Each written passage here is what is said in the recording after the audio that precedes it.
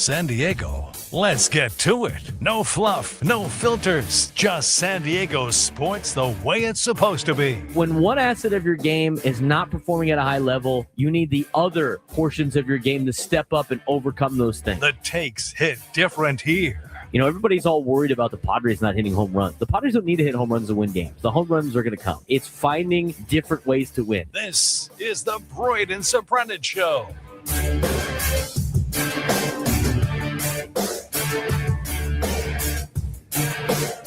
What's up, San Diego, and a happy Thursday to everybody out there in America's finest city. He's Frank Marchese. I'm Braden Surprenant. It's the Braden Surprenant Show. San Diego's #1 sports station, 97.3.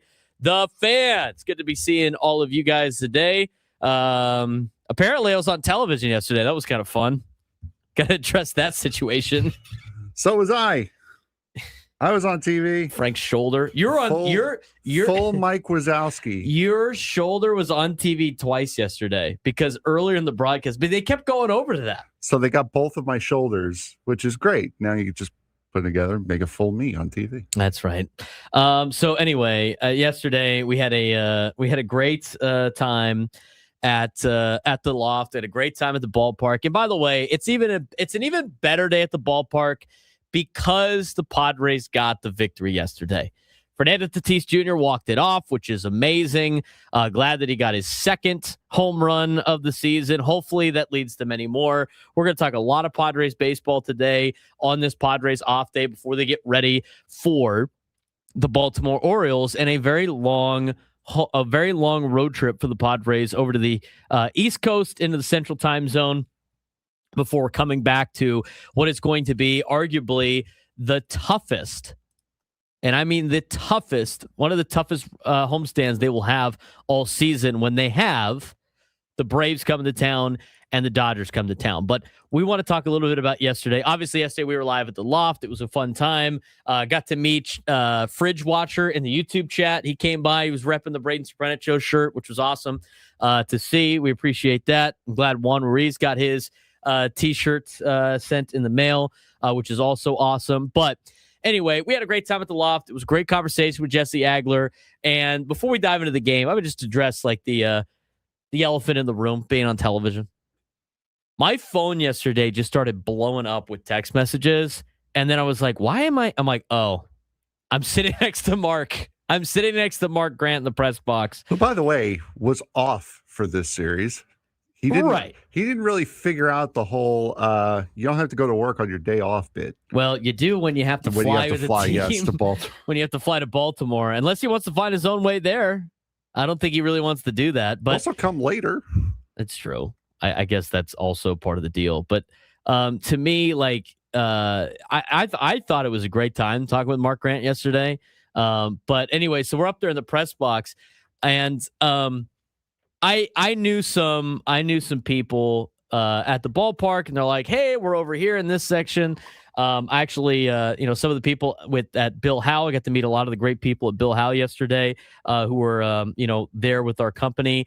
And one of my dad's high school buddies was there. So I told Frank, I was like, "Hey, I'm gonna head over and say what's up to some people over there. I'll be back in in a couple of innings." And Frank's like, "All right, whatever." Which, by the way, thank you. Frank kept keeping score on my little score sheet, though. Appreciate and then that. You didn't. Then I started. Then I started talking to Mark Grant. So as I'm over in the Odyssey suite talking with the Bill Howe people and some friends and whatnot, I look at the TV and it's Mud, and it's Mike Winters, and it's some other guy that I don't know, and it's Frank's shoulder. And I'm like, oh man, Frank's almost on TV. I miss being on TV. I was also Frank missed being on TV. He got pulled. Frank got Mike Wazowski multiple times yesterday, to the point he had to tweet it out. Hilarious. That was such a funny tweet. A self-deprecating bit sometimes it just hits almost every single time. So anyway, I see him on TV. They show Mud like the entire time. I go back to the press box, and I walk over and I try to go to my seat, and Mark is sitting next to where I was sitting. And so I sit down next to Mud, and Mud's such a great guy, dude. I mean, it's great that it's great that when you see a guy on television that you've seen for me, almost my entire life, I don't want to age, Mud. And you're like, oh, like he seems like such a great guy. And then you meet him in person and sometimes he's not. It sucks. But Mark is like even cooler in person than he is when you watch on television. So I picked his brain for like hours. I mean, innings upon innings. I thought it was fun talking with Mud. He told a lot of great stories about his days in the big leagues, about some other things. I mean, you get a little bit of unfiltered Mud Grant, which is hilarious too. It was a great time, but during that entire deal, I mean, I was just soaking it all in. It was great to just be able to talk to Mud like one-on-one off air and just like, just get to know Mud Grant. It was cool. It was such a cool experience. And, Don was wearing out Mud like the entire time. Tony killed me, dude. Tony killed me with his quote. He's like, they both like to have a good conversation. Hilarious. It was a great time yesterday though. So friendly. Such a great time in the press box. Got to hang out with AJ Cass a little bit too.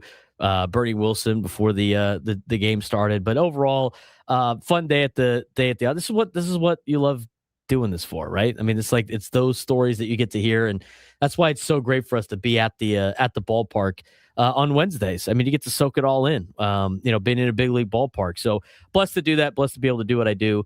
And be able to have great conversations with great people here in town. We got a lot of great media people here in town. But anyway, I don't know if we need to address the situation of our guy who likes putting ketchup on his tacos during that entire deal. That was a rough time. I'll tell you right now, he knows a lot of people in the TV side because he works for the TV side.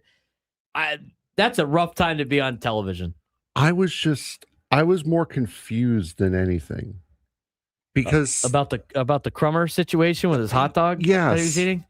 It's like he got the hot dog with the bun. He didn't want the bun though, but he got it with the bun. He didn't want to eat the bun. He was cutting carbs after the nacho plate. Yeah, which I understand because after my surgery, the bun would just fill me up way too quick, so I just eat it without it. So I understand that bit. How do you have a hot dog which you eat with two ends? There's two ends on a hot dog. I look over, he's got the hot dog. I look back over, and he has sans hot dog, just the two ends. How did he? And a mountain of ketchup. Yes, a mountain of ketchup, the bun, and just the two ends of hot dog. No bun. I mean, he was eating that hot dog like Joey Chestnut in the 4th of July hot dog eating contest on camera. That is a rough time. That is a rough time to be on camera. I mean, he played it off well, but like, oh, you thought my phone was blowing up? Guess who else's phone was blowing up with pictures of him eating a hot dog like he was at a hot dog eating contest? Our guy Crumb. Mountain of ketchup. I think the only thing keeping ketchup companies in business or having multiple of them is Crumb and his love of ketchup. I mean, that was crazy. All right, let's talk about the game. Let's talk about the game yesterday. We're going to dive into a lot of different things with the San Diego Padres, obviously, throughout the day. It's good that they took 2 out of 3 from the Cincinnati Reds. My overall takeaway of yesterday's game, before we dive into the details, was they bleeping needed that. They bleeping needed that. The San Diego Padres needed that win in such a big way. I mean, I know we don't like saying must-win games in June, and it's not about the standings in terms of playoff spots, but they needed that win more than anything, because to lose 2 out of 3 to both the Mets and the Reds on a homestand, to go on the road before a long 9-game road trip would have been rough. Especially knowing the situation of how this month is going to play out for the Padres and how it's going to get into the month of July and where they're at in the standings. I mean, this team had been struggling for a long time. So the fact that they are able to bounce back after the loss a couple of days ago, get a victory, have an exciting way, have Fernando hit a walk-off home run. I mean, I wouldn't say Fernando really needed that. It's nice that he hit a home run to walk things off. He's been hitting the ball incredibly hard and has been doing a great job. He's got his average up to 280 now, but that team needed that win, Frank, in a huge way. And I'm glad that they were able to come back and do it. And they had a lot of contributions from a lot of players yesterday. And the way it was done, too, a Fernando 106-mile-an-hour wall scraper that was only getting out at Petco Park. That is about as good as it gets and probably about as welcomed as it gets. A guy who we had waited so long for him to get his first home run of the season. Did it on the road in Washington, and then for his next home run to come here in walk-off fashion. The first thing I thought, short of, wow, that ball actually got out, was, is that all it took? Is that what was needed for Fernando to come out of this and figure it out? Well, I think he's almost out. I think he's out of this at this point for sure. I mean, but I think you're probably talking more of the power side of things. Yes. I mean, the fact that he's up to 281 now. I mean, what was that 2 weeks ago that everybody said he's washed and he's never going to work out and we got to get rid of Fernando? Was that 2 weeks ago? Right? Yeah, I believe so. When as an emotional fan base, we traded away Fernando Tatis Jr. Cut him. I mean, he's hitting 281 now. The OPS still under 700. We got to improve that a little bit, but the guy raked all weekend. Jackson Merrill. I really think Jackson Merrill's starting to put things together. It's good. This is like Jackson Merrill right now is like Fernando a couple of weeks ago, where it's like, hey, flash, and then oh no, flash, oh no. He's still hitting 207 with a 614 OPS. His OPS is very high, but another 2 for 4 day. He was roping the ball to the opposite field. That was great to see out of Jackson Merrill. So he's hitting the ball up better. I mean, Manny still getting some hits. I mean, I called the 3 for 4. He roped that ball in the first inning. He was able to drive in a run. He got thrown out the plate. He's not very fast. I don't really think, I'm not a huge believer in saying that like he's out of shape. He's just not fast, Frank. I mean, guess what? He's never really been fast. So I think that was going to be a tough send and a tough play at the plate with two outs. You kind of have to send him on a base hit to the outfield. You should be able to score.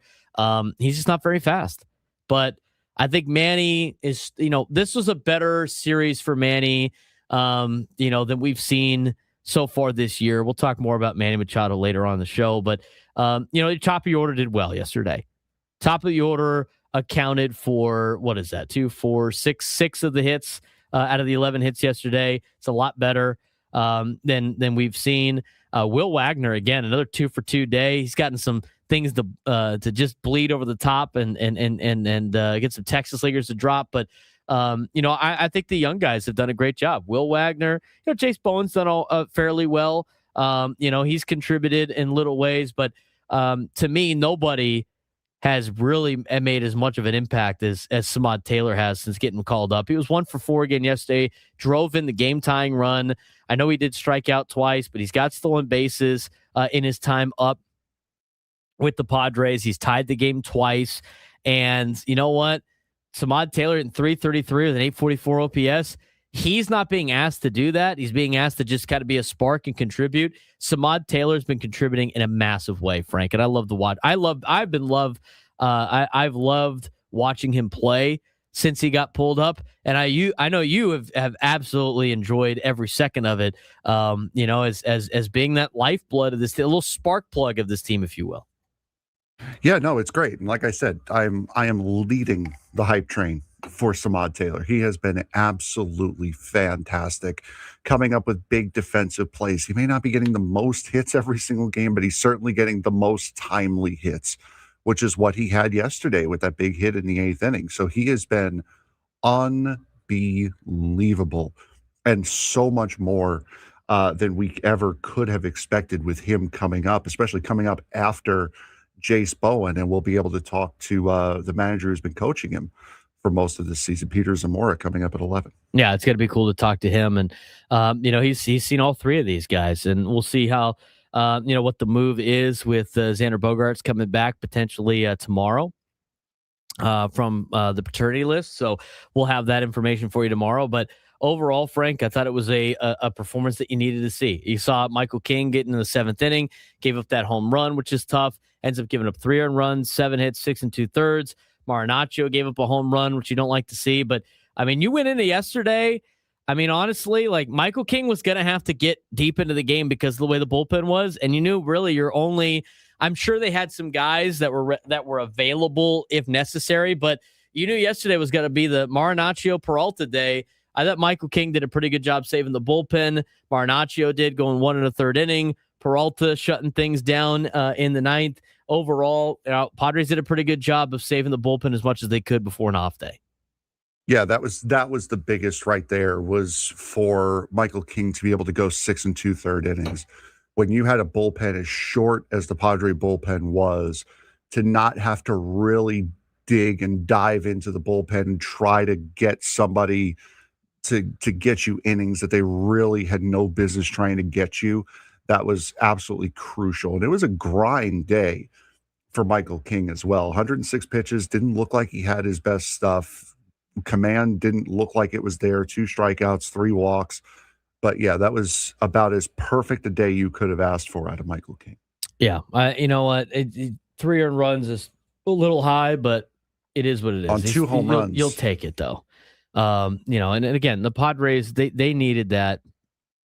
They needed that win in a huge way. They absolutely needed that win in a huge way. And so now, you go 500 on the homestand. You want to do a little bit better than that, obviously, moving forward. You now get ready for Baltimore, and you get ready for St. Louis, and you get ready for Texas before you welcome in the Braves and the Dodgers. We talked about it yesterday. Going 500 in this month is very doable for this team, and I think that's going to set them up into going in the right direction. And in order to go 500 this month, in the next 4 series, they're going to have to win 3 of them on this particular stretch of games. So out of the series against Baltimore, St. Louis, Texas, and Atlanta, they have to win 3 of those series. They're going to have to take 2 out of 3 in 3 of those 4 series. That's assuming you lose 2 out of 3 to the Dodgers and split with the Cubs. I mean, obviously, mixed in there, you want to be able to, it'd be nice to beat the Dodgers at home, but that's so far down the list. We don't need to look at it right now. And as difficult as this skid has been, you're still sitting there right there in the thick of things in a wild card race. And that's all you can ask for. I mean, AJ Cassaville said it today on the roundtable. It was like, you're going to go through some bad spots, but like, it's whether or not you can overcome. You don't want to go into a skid that's long enough where when things do get good, you can't overcome when things were bad. And right now, I think the Padres have done just a good enough job at that where it's not a problem right now. But hopefully they can take 2 out of 3 from Baltimore. We'll talk more about that as the show goes on. We're going to dive into a little bit more of the details of yesterday's game. We'll get your phone calls as well. Just getting started on a Thursday. The Braden Surprenant Show, Static Summer Sports Station 97.3 The Fan.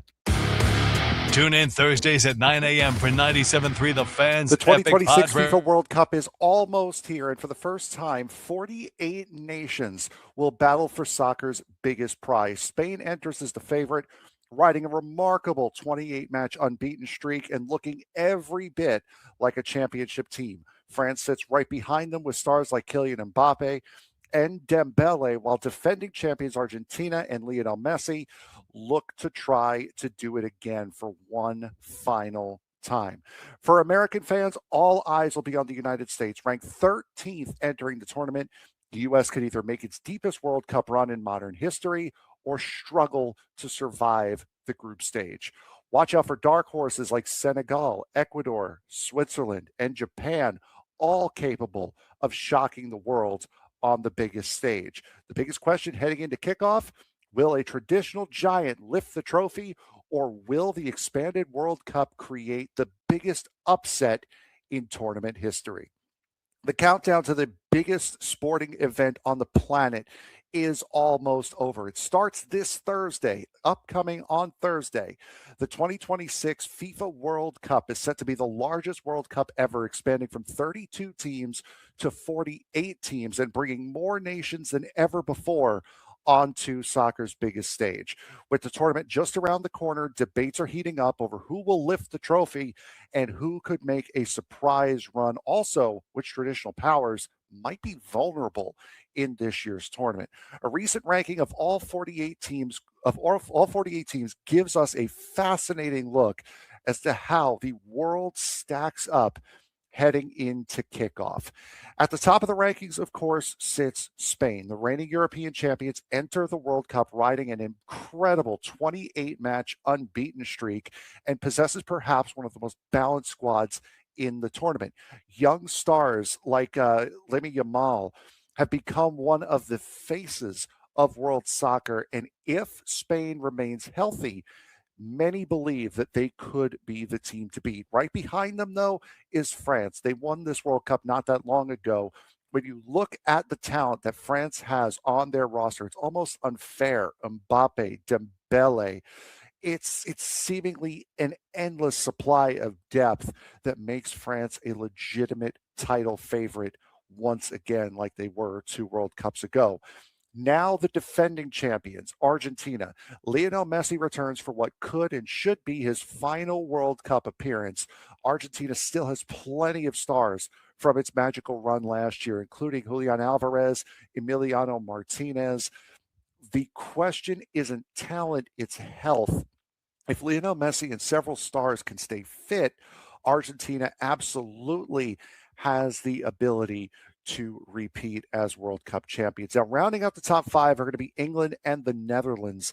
England enters with perhaps its best opportunity in decades. Harry Kane remains one of the world's top elite goal scorers, and under Thomas Tuchel, the new manager, championship level experience comes to this English side. Meanwhile, the Dutch side have quietly become one of the most consistent teams in international soccer since losing the Euros in 2024. And remember, it was 2010, if I remember correctly, they played Spain in the World Cup final. So they have been here before. They've finally gotten back with a bunch of retooled stars for the Dutch team. They are going to definitely be ones to watch.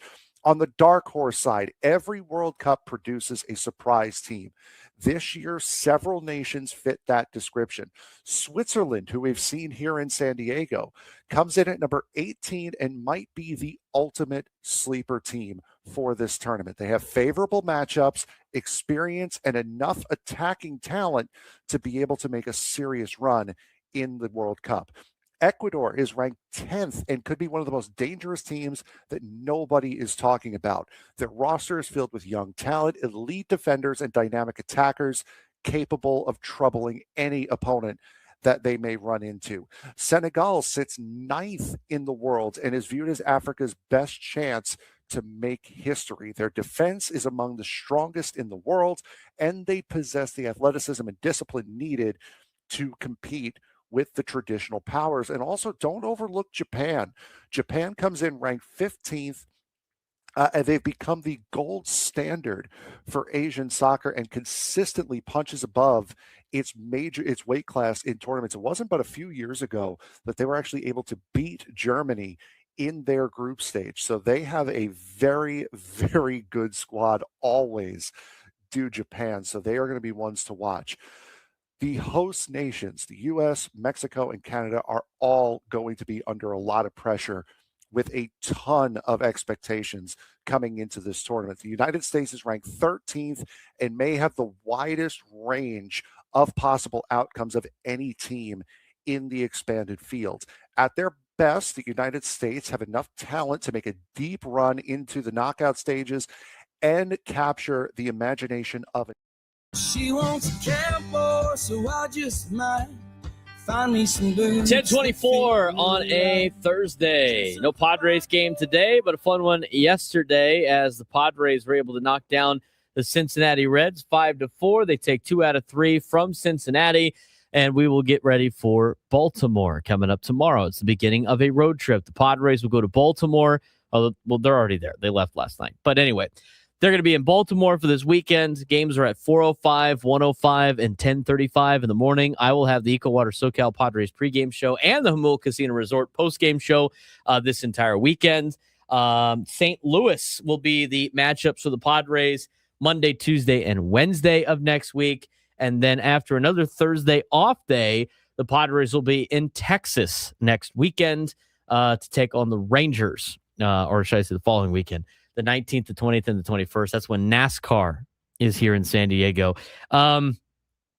You got to play the track, right? You got to race the track on the iRacing? I did. I've seen a lot of different iRacing videos about the track. A lot of people think it's a little crazy, but also it's gonna be fun, is what everybody really seemed to say about it. I know we're not gonna go. We're gonna talk about Padres baseball here, but NASCAR is just a couple of weekends away. They are already started, obviously, setting up the track. Saw NBC San Diego was there yesterday. Doing a report on the track. We're working on a lot of guests for next week that are NASCAR guests for a lot of our shows. But that being said, Frank, I mean, you race the track on the iRace, you get to feel the full vibe of it. It's very bumpy. You can get air on some parts, and it's going to be a wild race in a couple of weeks. If the racetrack races the way it races in the sim, which you guys will see a video on that coming out most likely over the weekend. We'll post it up on YouTube, and it'll be a break video leading into the race weekend. It's going to be 3 races. It's going to be 3 days of appointment television. The track is bumpy. It's so narrow in some places, but then again, it's so wide in others. You could tell where they had to add the chicanes because they're kind of blind chicanes that you just kind of have to hope and pray that you remember are there. Otherwise, you're blowing through them. So it's going to be a wild 3 days at Naval Air Station Coronado for all 3 of these races. I think it's going to be cool. I saw some of the videos. I mean, I know it's like a computer game, so like the visuals are not super cool. They got the downtown game. The downtown shot's not bad. But overall, there's going to be some great shots of downtown San Diego. There's going to be great shots of the Bay. Hopefully we got clear skies here that weekend. We usually do. Because I know that's always been kind of a problem in the middle of the country for these street races is rain and everything like that. So knock on wood about that. But I'm looking forward to it. It's going to be pretty cool. It's going to be pretty loud downtown and throughout the Coronado area. But from what we're hearing, the very beginning of the track, there's a big downhill section between turns 1 and 2. One of the big NASCAR podcasts called Door Bumper Clear on the Dirty Mo Media outlet of podcasts, they're getting air going down that hill.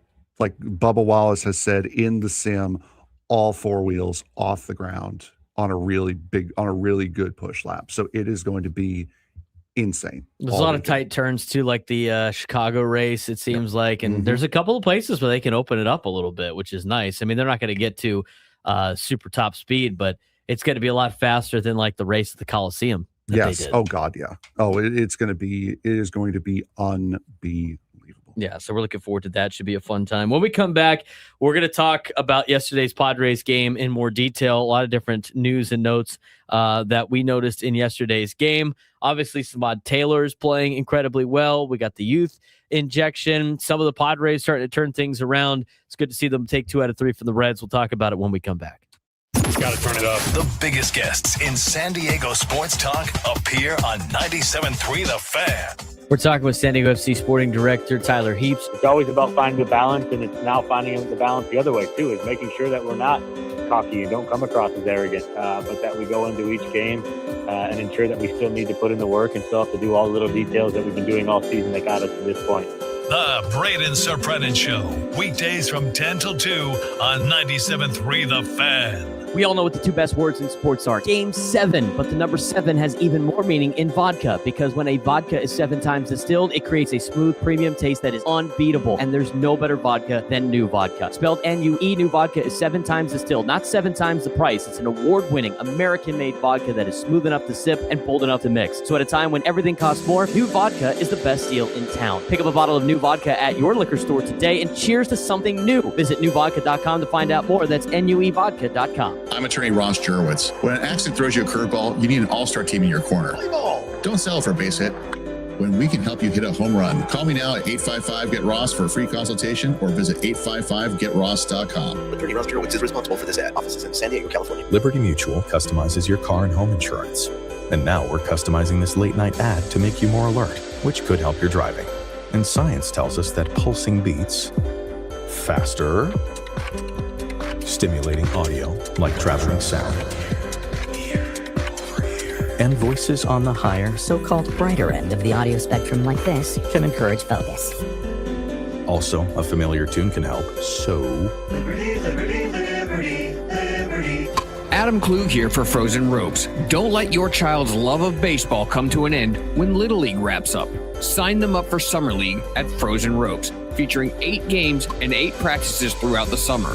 You can also register for summer camp from 9 a.m. to 3 p.m. Frozen Ropes isn't just a professional baseball training facility, though. They're a full-service athletics center in conjunction with Way of Life Athletics and the Hoop Warehouse. Way of Life offers speed, strength, and agility training for all sports. If your child plays lacrosse, basketball, hockey, or football, Way of Life can help them improve. Athletic pursuit is a way of life.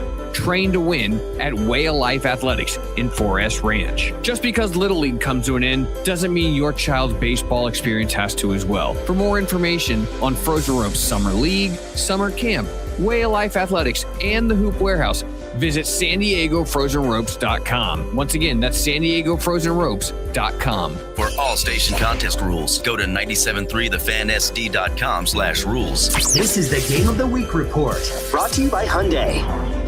The Men's College Baseball Champion Series is here, taking place June 12th through 21st in Omaha, Nebraska. This weekend, we'll see the final 8 teams compete in a double elimination bracket before advancing to the best of 3 championship series for the title. The Game of the Week report is brought to you by the all-new Hyundai Palisade Hybrid. Learn how it's so much more than just another SUV at HyundaiUSA.com. While the world watches the stars at the FIFA World Cup, Hyundai has its eyes on the next generation of talent, the future stars who are already turning heads at age 14.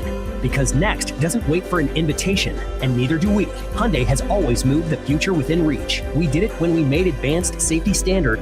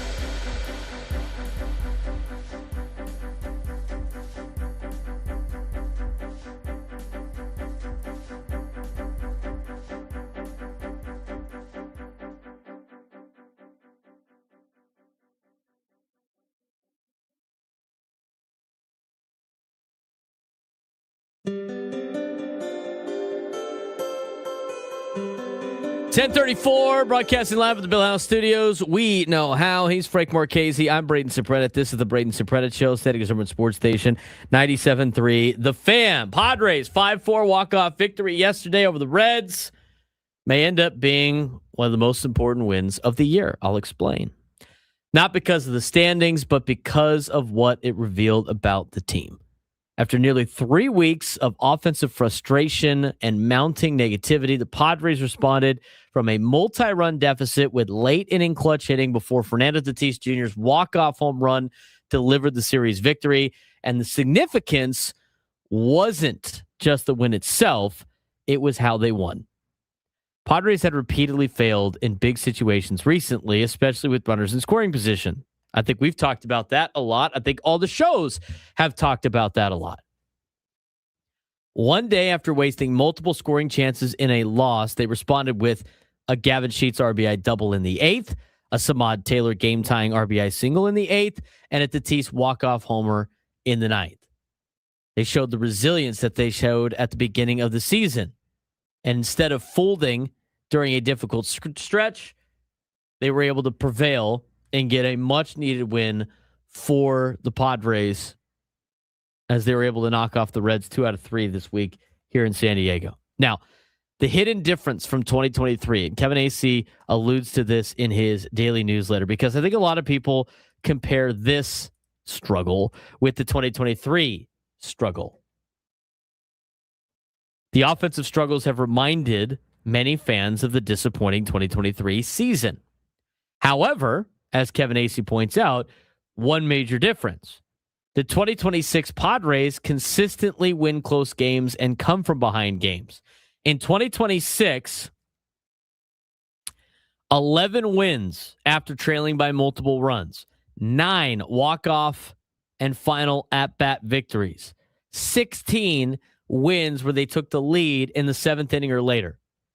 In comparison to 2023, only 8 comeback wins after trailing by multiple runs, 11 final at-bat wins all season, and 15 late lead victories all year.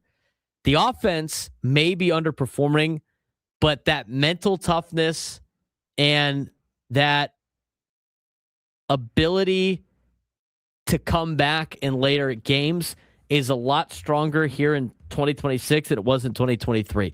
I think, honestly, Frank, I mean, I get the comparisons, but I don't think we should make those comparisons because it's a different team, it's a different dynamic. And I haven't, even though they struggled for these last couple of weeks, and I'm not saying they're out of the woods yet because they still need to have more consistent play. This team has shown that I think that they're a lot different than the 2023 team that had a lot of talent and just never got anything going. Right. And this, I mean, this year they have a lot of talent. They're not really getting anything going either. However, you've seen flashes of it. The beginning of the season was not as bad as the month of May, and they're starting to get some of the guys out of it. And unlike the 2023 team, they're getting a lot of contribution from the secondary and tertiary players on the team that you weren't really getting back in 2023. So I can see why it's the easiest comparison, but yeah, I'm kind of with you. I think it's a little bit of a stretch in some areas. I think it's a little bit of a stretch too. And look, I think if you want to view it negatively, you could sit there and be like, well, if it wasn't for these like clutch wins, they'd be even worse than they actually are. I mean, yeah, but you can play the what if game with a lot of different situations. The team, you don't want to be you don't want to be in a environment where you constantly have to come back. But the fact that the Padres have shown that they can do that, I think is great for the long run. And I think you're starting to see a lot of players put some stuff together.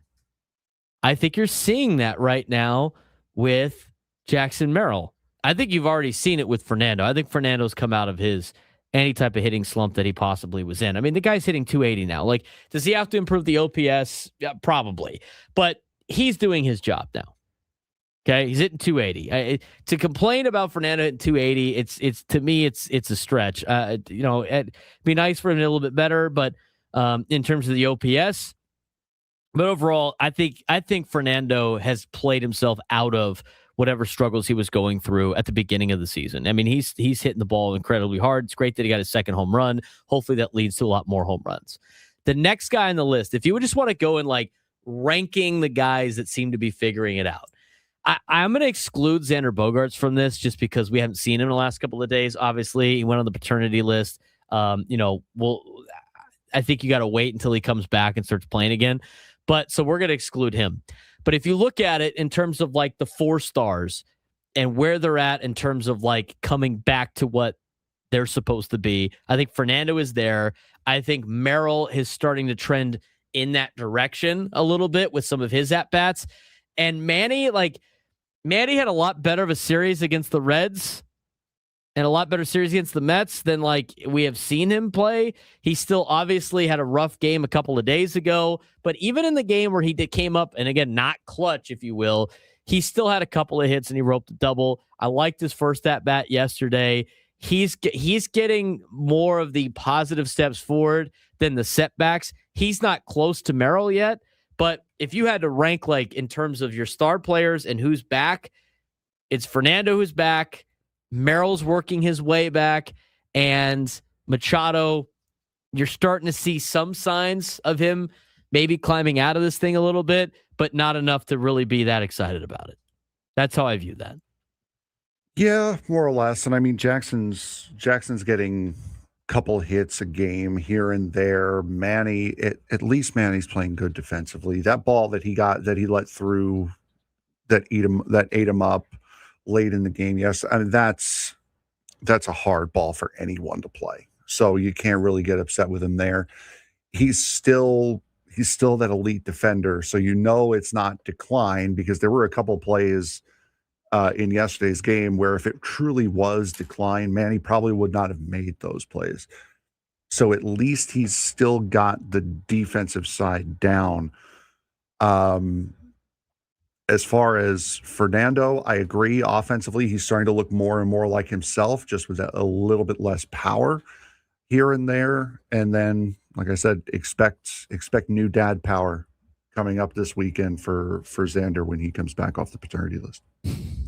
That's never a guarantee, but you know what? We'll play with it. Happens more often than not. Doesn't always happen, but it happens more times than not. So hopefully he's got the new dad strength, if you will.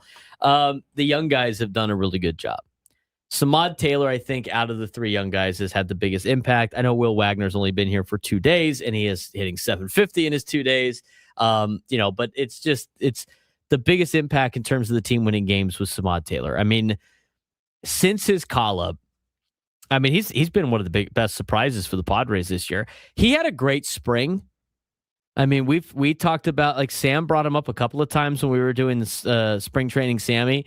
We got to see him in a lot of these spring training games that they put on television. He had a really good spring and put himself in the conversation of, maybe he could play his way onto the roster, but I don't think anybody really thought that was going to be the case.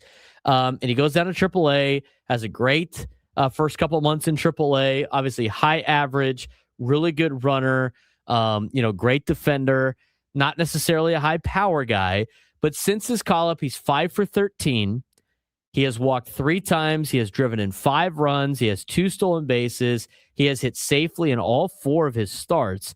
And the bigger story, as reported by Kevin Acee, is why his teammates love him. I mean, he's got a lot of confidence.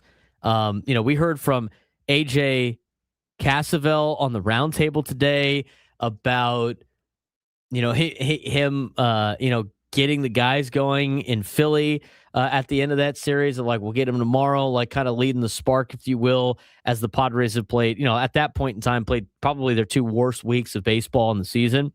And why his teammates love him. He has nearly 900 minor league games played. He has spent 10 years grinding through the minors. He entered the year with a 205 MLB average because he's been up and down from the minor leagues to the big leagues. And he signed a minor league contract before spring training. And he's challenging pitches with ABS. He's bringing the energy to the dugout. He's acting like he belongs. I mean, his confidence and attitude have quickly become contagious in this clubhouse. And I mean, we could talk about his on-field play as much as possible, but that's what you're looking for when you wanted to bring up a young player to give you a spark and make the decision to DFA Nick Castellanos. I think that decision, although it's only been a week, is proving to be a really good decision for the Padres and a very smart decision for the Padres. Yeah, Samad Taylor has been fantastic. And as we said, I believe it was yesterday, Jace Bowen is starting to kind of settle into that role. He was definitely amped up his first night, but he's getting in the box. He's not looking as overmatched as he was in his first couple of games. He is looking fine. I don't think he's been good enough with he's been good enough to trust him over Bryce Johnson, because Bryce Johnson's playing more than he's played recently. But he is still he's starting to understand the flow of Major League Baseball for sure.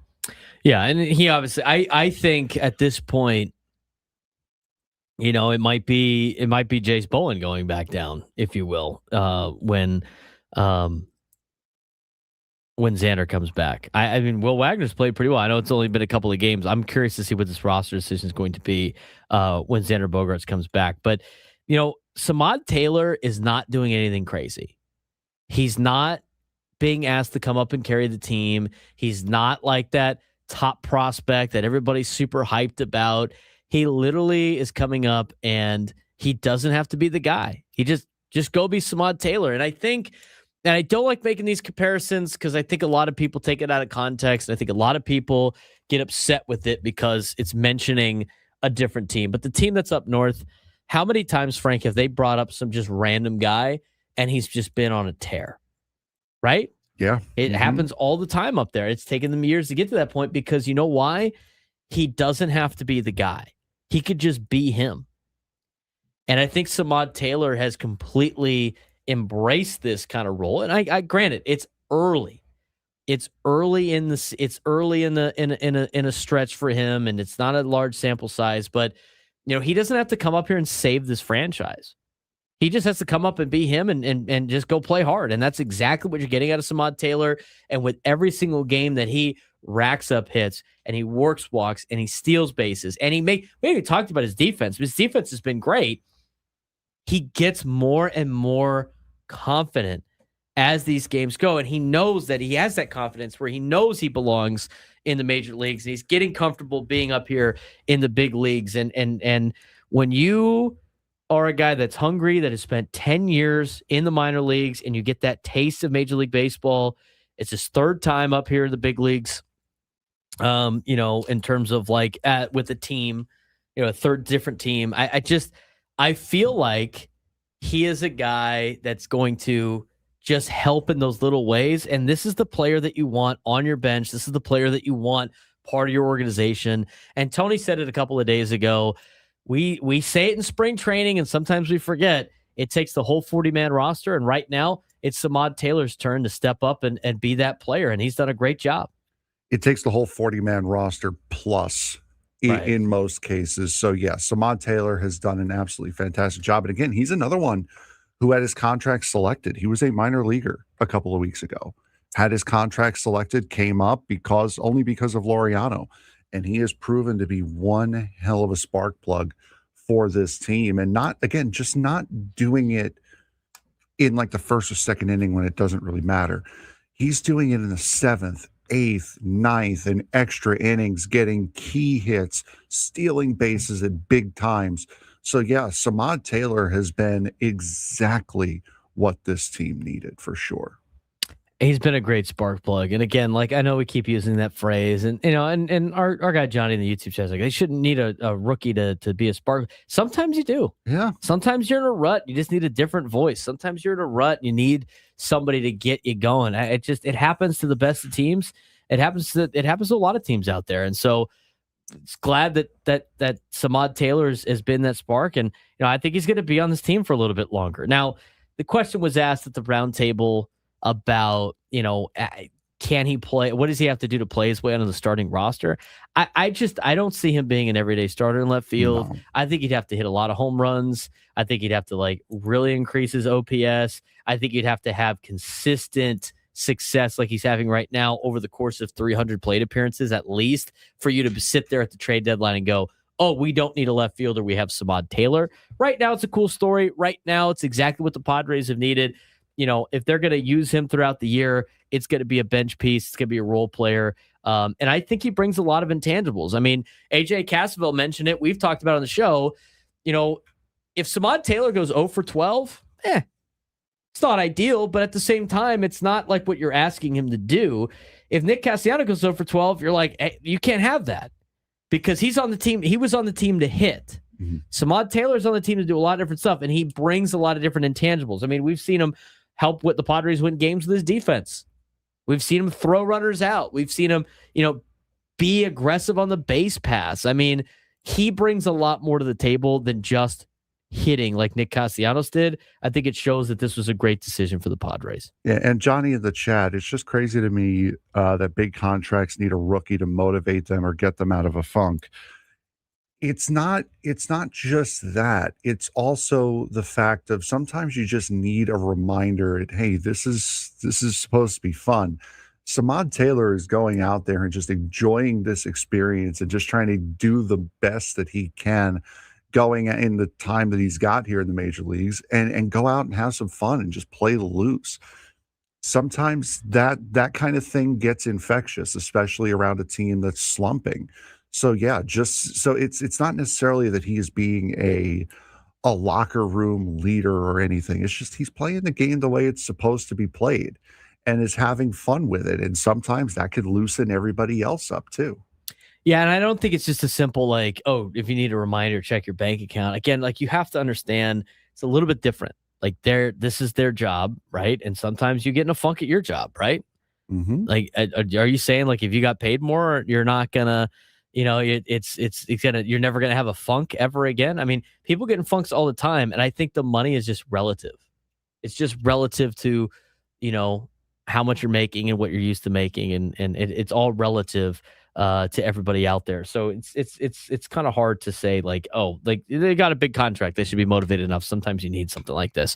833-288-0973, 833-288-0973. Let's get out to the phones today. Sam and Del Mar joining us on the Braden Surprenant Show. What's going on, Sam? How's your Thursday?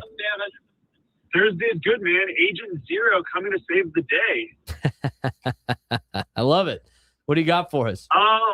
No, I think it could be as simple as like everybody keeps talking about, hey, we need to go get a left fielder. I think we need to go get a second baseman. Let Tatis go play back in the outfield. Put Sheets in lefts. Against a tough lefty, Samad comes in, steps in, helps out there. You got France, a Gold Glover at first base, who you can kind of rotate around. I mean, I think this team is like one, maybe two pieces away on the offensive side. Obviously, you need an arm and maybe bulk up the relief core a little, but it's not that far off if you can get Tatis back into the outfield. Yeah, I mean, there's a lot of different moving parts that you can have, and you're getting better play out of Fernando, which is great. I mean, to me, I almost it's probably a lot easier to get somebody that can play a corner outfield spot than a middle infielder. But, the Padres have a lot of options out there. And, Jesse Aggo said it on our show. And this is not like that he knew more information than anybody else out there. Or it's like what he was hearing. It was like just knowing what AJ Preller does. I mean, AJ Preller is going to do AJ Preller things. And I'm sure he's working on a lot of different scenarios right now. And I thought, did you hear the part where Jesse... I didn't hear any of it. I was talking to Jake the entire time. Like, he pictures like AJ Preller, in his office with his group, his crew, if you will. The scouts and everything like that, and the other people in the front office. It's got a whiteboard, and they're just like writing down the best players' names that they want to get. And it's not like necessarily any. Well, no, like not Moneyball, not going like, oh, these are our targets. These are the best players in the league, and we're going to see if we could get them. And I honestly think that's probably what they're doing based on their track record. I mean, they just go find guys. And they're not afraid to add to a strength. They're not afraid to just add to a weakness. I mean, there's a lot of different players they could potentially go after. And maybe they acquire a second baseman. Maybe they acquire a shortstop. Maybe they acquire a center fielder. I mean, who knows who they're going to acquire at the deadline. But this Padres team right now is starting to play a little bit better than they've had. They're not out of the woods yet. Just because they beat the Reds, who aren't very good, 2 out of 3, doesn't mean they're back on the great side of things. They need to have a pretty good road trip here. They have to have a pretty good road trip. And as I mentioned before, you want to get back on track, you're going to have to win 3 of the next 4 series in order to get this thing back on track and put yourself in July in the same position you were last year in July. So we'll see what happens with the Padres in the next couple of weeks or so. But, we're going to talk more about Fernando later on in the show. We're going to dive into, the Padres' biggest problem where it still remains. We'll talk about Jackson Merrill, what he's done in the last couple of games as well. Will Wagner's making a case to stay on this team. We're going to get to all of that. But when we come back, we're going to be joined by Pete Zamora, who's the El Paso Chihuahuas manager. This counts as our minor league update for you, but we'll talk to a guy that has seen these guys in person a lot when we come back. Braden Surprenant Show, Setting Summer Sports Station 97 through the Fan.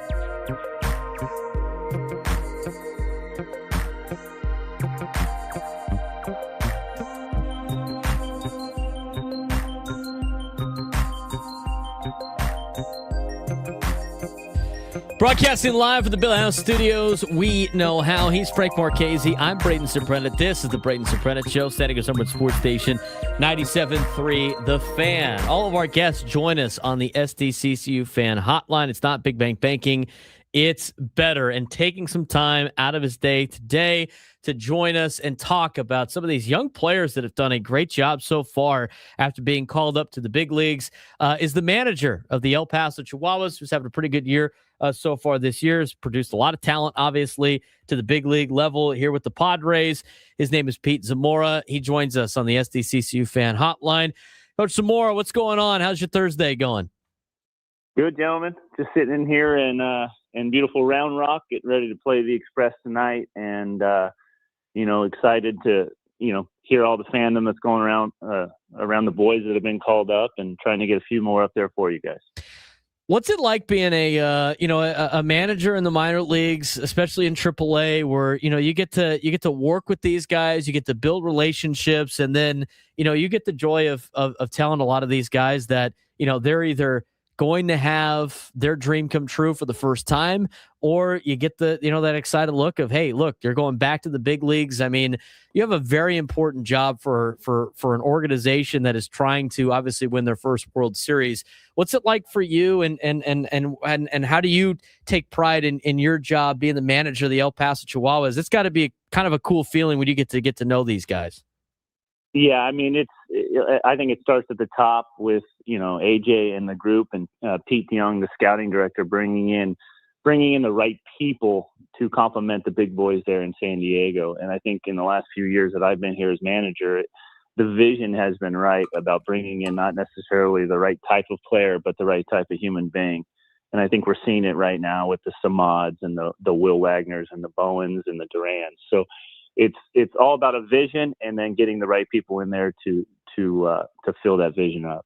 We're talking with Pete Zamora, the manager of the El Paso Chihuahuas, and we're going to talk about some of these young players that have come up and have, injected some energy and a pulse to this Padres team that really needed it. But, for you, Pete, I mean, as you obviously have to have a, direct communication line to the big league club. I mean, there's a lot of moving parts. You got to focus on your own ball club too. I'm sure each individual player is being looked at in a lot of different ways. How do you go about managing, trying to win ball games, trying to develop, trying to, follow what the Padres want as well? I mean, there's obviously a lot of communication. It seems like a lot of moving parts, and you got to go out there and manage a ball game on top of that. I mean, I'm sure it's a lot of fun, but how do you go about your daily business of being a minor league manager like that? First and foremost, the organization always comes first, and you have to stick your ego aside. We want to win every game, every night.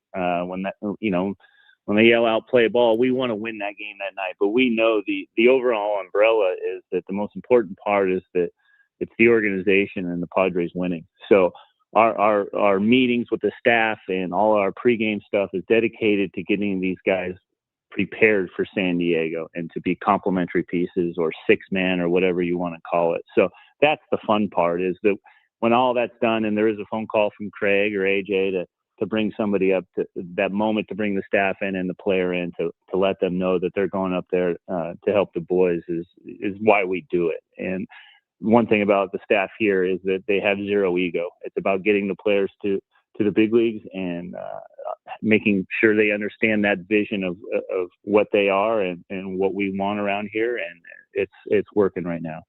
Let's talk about Samad Taylor first. I mean, he is a guy that already has been a nice little spark plug. He has had a lot of confidence. I mean, we just heard moments ago on one of our other shows about how, the Padres had played 2 terrible weeks of baseball and it kind of finished in Philadelphia, and yet Samad was leading the charge in the clubhouse. What's it like managing Samad Taylor? What are some of the things that you've noticed as a manager about how he is as a person and as a player that we don't get to see as fans? Well, I'll tell you what, it's my third year managing in the PCL, and all Samad Taylor did in Tacoma for 2 years is terrorize us. So when he was taken off the roster by Seattle, I think this offseason, I think the first person I called was Pete Young, and I think he was calling me back and saying, "What do you think?" I said, "We got to get this guy. I'm tired of looking at this guy." And I think in a couple of days we had already signed Samad. So it was like finding the player, really, really liking his dynamic way of playing. Like, this guy can get on base. This guy has great at bats. This guy can even play second base. He can steal bases. He can hit home. It was just like, and for a little guy, he there's a lot of pop in there, and there's a lot of excitement. And to go beyond that is just the person. He became a leader in our clubhouse within the first couple of days he got here.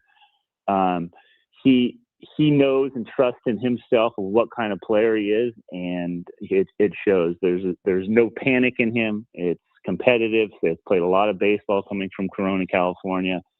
It's just been a joy, and I'm happy we got him.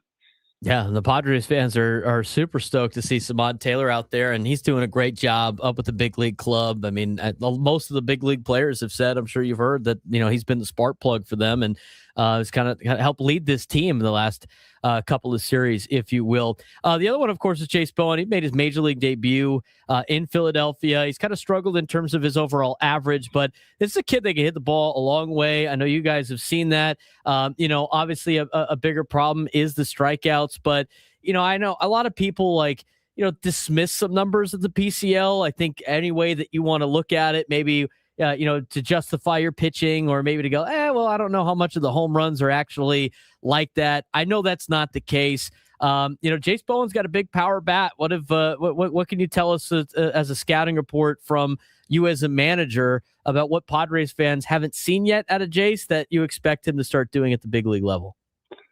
Yeah, I mean, just work ethic, athleticism. The thing about Bo is when Bo gets up to the plate, everyone stops and pays attention to what's going on, because they may see something they never have. I mean, just unbelievable power and speed. He's still really, really young, and I think he bought into the vision of San Diego when he signed here. Maybe has a little chip on his shoulder coming from an organization that kind of just let him go, that drafted him. And he's starting anew here. And like I said, works his tail off, will do anything for the team, zero ego, just wants to be part of something that's, bigger than himself. And like I said, it starts with the person, but unbelievable power, unbelievable raw strength, arm. There's nothing you can't do on a baseball field. Sometimes guys need to, cook in the oven a little bit longer than most guys. He's still going to produce for you with his athleticism, but still has work to do. And knowing him, he can't wait to do it. So he's a pleasure to be around, and I still think there's more to come. Those are just a couple of the players. I mean, Will Wagner has done a good job too. I mean, he's only been up here a couple of days. I don't know if there's a roster move coming, for any of these guys on Friday, obviously with Xander Bogaerts being on the paternity list. But, Will Wagner, very, very, short stint so far. He's made a big impact, but that seems like a guy that is really fueled off the fact that he's got some baseball in his blood. Absolutely. I mean, to not use the cliche too much, this is a pro's pro. Works, diligent, keeps his mouth closed, and when he talks, it means something. So he's dialed in as they get, as prepared as they get. And like I said, with the bloodlines he has, not too much is going to bother him. And obviously he had the oblique injury during spring training, but has come back, getting his at-bats. And we had seen a daily and a weekly, combination of bats where we're saying to ourselves with the hitting coaches saying, hey, it's coming. So I think there's more in the tank for him than what he's shown in San Diego and here. So I think it's only going to be, better things for Will. And like I said, it's a pro's pro, been taught how to play the game the right way and does things the right way.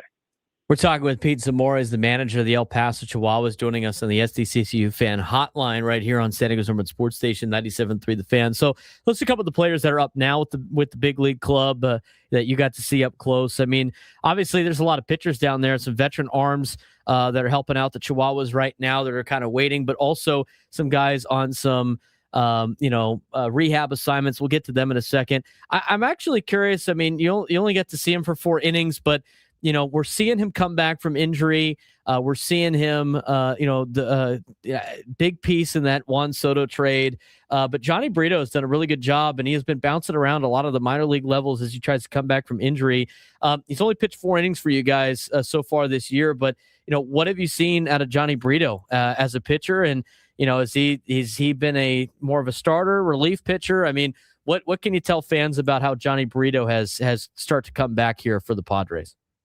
Well, I tell you what, he pitched for us for the first time yesterday, started here in Round Rock, and the first thing I noticed was he looks great. His body is the strongest I've seen him, most fit I've seen him. Ball coming out great last night. I think he went 4 innings, gave up a run. Looked pretty dialed into me. The changeup was back, and I was pleasantly surprised. I've always been a big fan of Johnny. He was here a couple of years ago before he got hurt. Like I said, it looks more mature. The body looks great. Arm looks great. So it was really, really good to see last night. In terms of a rehab assignment, Herman Marquez is now down there in El Paso. He's appeared in a couple of games. How's Herman Marquez progressed, in his rehab assignment? Made 2 starts for us. Like I said, another pro, great guy helping out the youngsters here, but great pace and tempo to what he's doing. Ball's coming out hot, showing that good curveball. He's going to make another one for us, I believe, Friday. I think, all systems go with him right now. He's throwing the ball at a good clip. Last thing for you in terms of the pitching staff. I mean, you got some young guys that they're still trying to develop that might help the Padres at some point during the season. Probably better than most.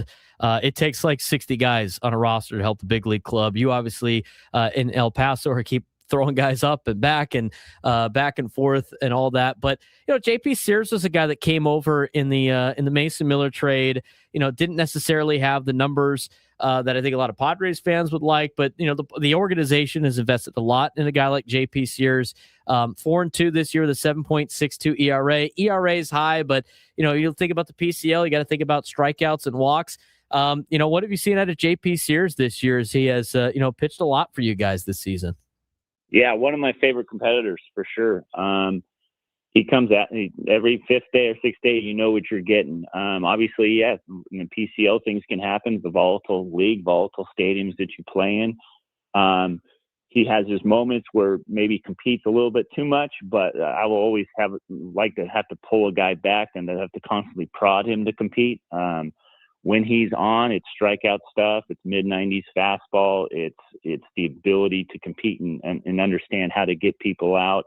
He understands now, he's pitched enough in this league that things are going to happen. But like I said, one of my favorite competitors to have around here, and he's one of the leaders of our clubhouse, and he'll be ready to go when needed. Let's talk about the Round Rock Express. Obviously, you're getting ready to continue that series. What for a lot of maybe fans that haven't been able to dial into the El Paso Chihuahuas, what's been the last couple of weeks for you guys, and what's on the horizon here as you guys grind through a Pacific Coast League schedule?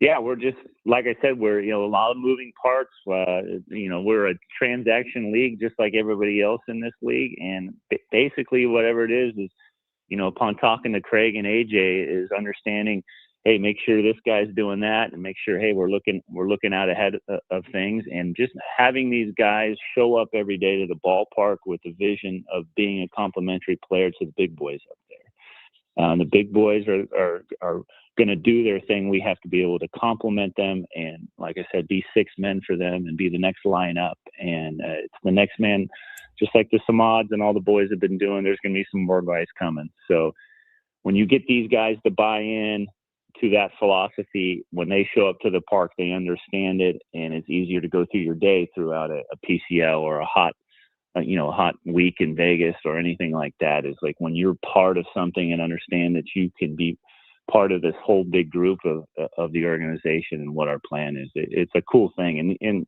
I give a lot of credit to the people that are on this team that have bought in, and they're seeing the fruits of their labor when their buddies like Samad and Bowen and the boys go up and do their thing. So it's been really cool to see, and we just want to continue it. I just had a follow-up too. I mean, you talk about the organization as a whole, and you guys have a lot of talent that doesn't show up on like top 30 prospects and everything like that. And every single year, I mean, I'm sure the trade deadline is very interesting for all 4 of the affiliates for the San Diego Padres, especially with AJ Preller. But you know what? Every year, there's a lot of people that go, oh, you don't have anything in the minor leagues to trade and everything like that. I mean, you're a guy that sees a lot of talent every day that might not get recognized on a top 30 prospect list. For a lot of fans that, don't pay that close attention, what can you say about the talent that is here in San Diego, even though it might not show up on a top prospect list that's put out there on online. I just think as a whole in our organization, we just don't really believe or really, we close our eyes to all the publications and all this stuff. We know what we have. And I mean, it starts at the top with what I believe is the best scout in the world, and AJ Preller, and the people that work with him. I mean, these guys are amazing. The people they go find with Chris Kemp and Pete Young. These guys are amazing scouts. These guys are unbelievable. These guys are finding guys that no one's even heard about yet, but we in the organization know about. So being on publications and doing, this top 30 stuff, like it really doesn't even fathom into our work and what we're trying to get accomplished. I know how good those guys are, and they believe in us to get them ready for the big leagues. So like I said, it's not really a second thought. And I know the work ethic of everyone involved, and it's worked really well for the last 8-9 years.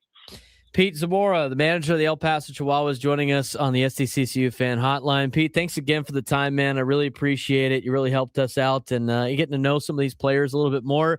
Good luck this weekend against the Round Rock Express, and keep up the good work down there in El Paso. I appreciate it, and go Pots. Pete Zamora, manager of the El Paso Chihuahuas, joining us on the SDCCU fan hotline. It's not Big Bang Banking, it's better.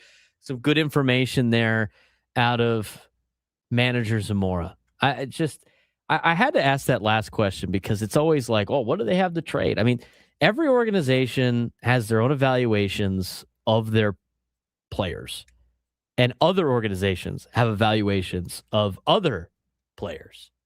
It's not like you heard what he said about Samad Taylor wearing him out in Tacoma the last 2 seasons. And like, as soon as he became available, we got to get this guy.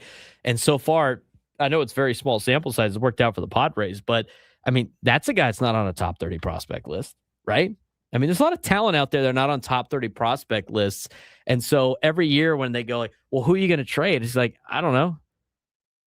There's a lot of people in the minor leagues they're talented players that other organizations might rank higher than what a publication says. 833-288-0973, 833-288-0973. When we come back, we'll talk more Padres baseball. We'll get to your phone calls. Mike in Claremont, please stay there. We'll get to you as we return on the Braden Surprenant Show, standing as number Sports Station 97.3 The Fan.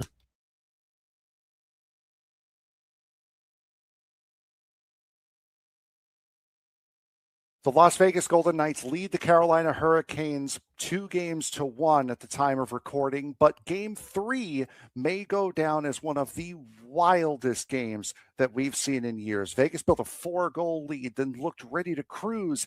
Then Carolina exploded, 3 goals in just 39 seconds, the fastest 3 goals ever scored in a Stanley Cup Finals game. The Hurricanes tied it late and nearly completed a historical comeback.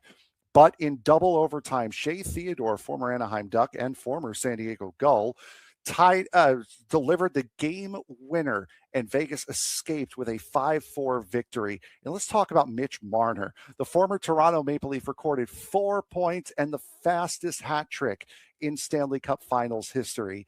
He's now 3 wins away from a Stanley Cup in his first season with the Vegas Golden Knights. If Marner leads Vegas to a championship, does that completely change the way hockey fans view his legacy?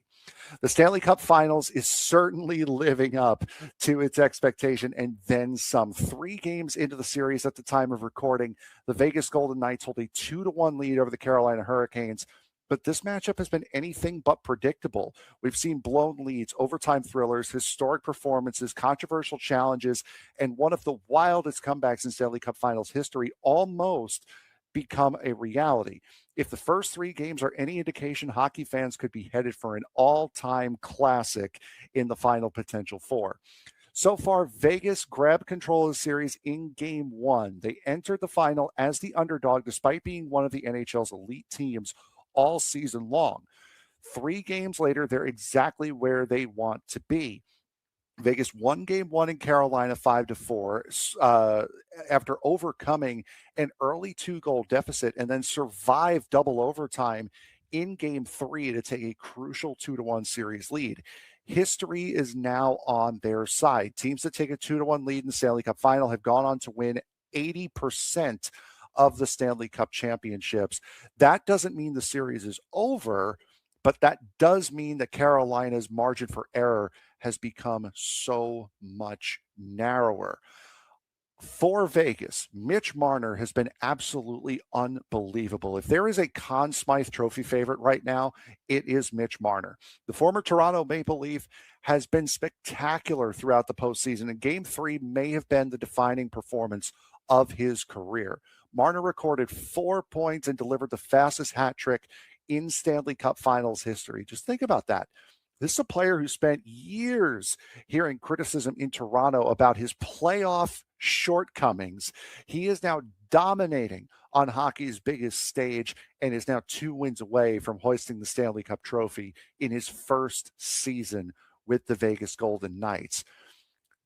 Another storyline here, the craziness of the games in this series, especially Game 3. Game 3 was chaos on Saturday night, sorry. Vegas looked like it had the game wrapped up, building a 4-goal lead. They scored 6 goals in the second period. The first 2 were taken off the board after challenges by Carolina. The next 4 stood. Then Carolina produced one of the greatest comebacks in NHL history, tying the game as Jordan Martinook, Taylor Hall, and Jordan Stahl scored 3 goals in just 39 seconds. The fastest 3 goals ever scored in a Stanley Cup final game. And all of them came within 10 minutes to go in the game. Andrei Svechnikov then tied the game late in regulation, stunning the Las Vegas crowd. The Hurricanes became the first team to even give themselves a chance after trailing by 4 goals in the third period of a Stanley Cup Finals game. Ultimately, Vegas survived in double overtime when Shea Theodore found the back of the net, but the message was clear that Carolina was not going away. And while they were able to stay alive, they have a big problem right now. While Carolina deserves credit for its resilience, there's a concern growing larger every single game, and that is that the top line is not producing. Sebastian Aho, Seth Jarvis, and Andrei Svechnikov have struggled to generate consistent offense and have even strength.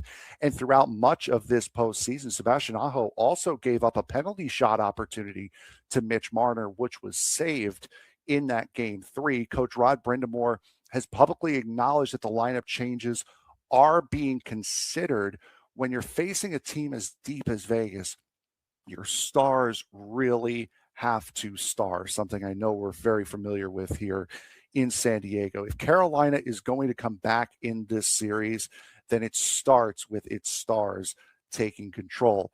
Goaltending, also a factor. One of the biggest things to come out of Game 3 was that Frederik Andersen surrendered all 4 of those goals on 16 shots. The Hurricanes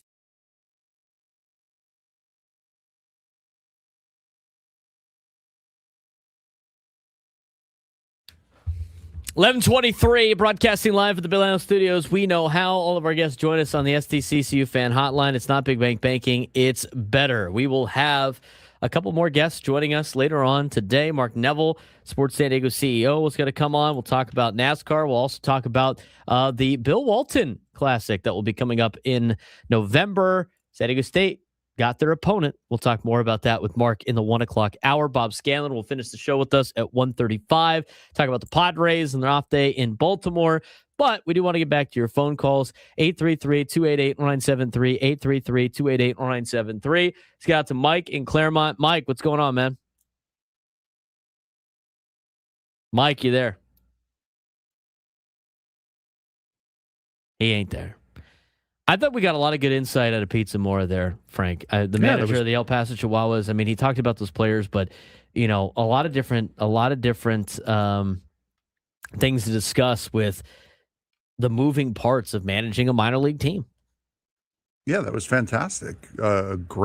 Absolutely great listen. We'll have that reposted up on YouTube here in a little bit. And we'll also have it on the 97.3 The Fan website as well, coming up very, very soon. Is that what you're working on right now? That is what I'm working on. To pay no attention to the man behind the curtain. Come on, dude. Exactly. All right, we've been talking about the Padres in yesterday's game. We got to a lot of different parts of we talked about Samad Taylor. We talked about Fernando. We talked about, how that was such a big win for the Padres. But in terms of the problems, and here's we'll talk about Fernando real quick.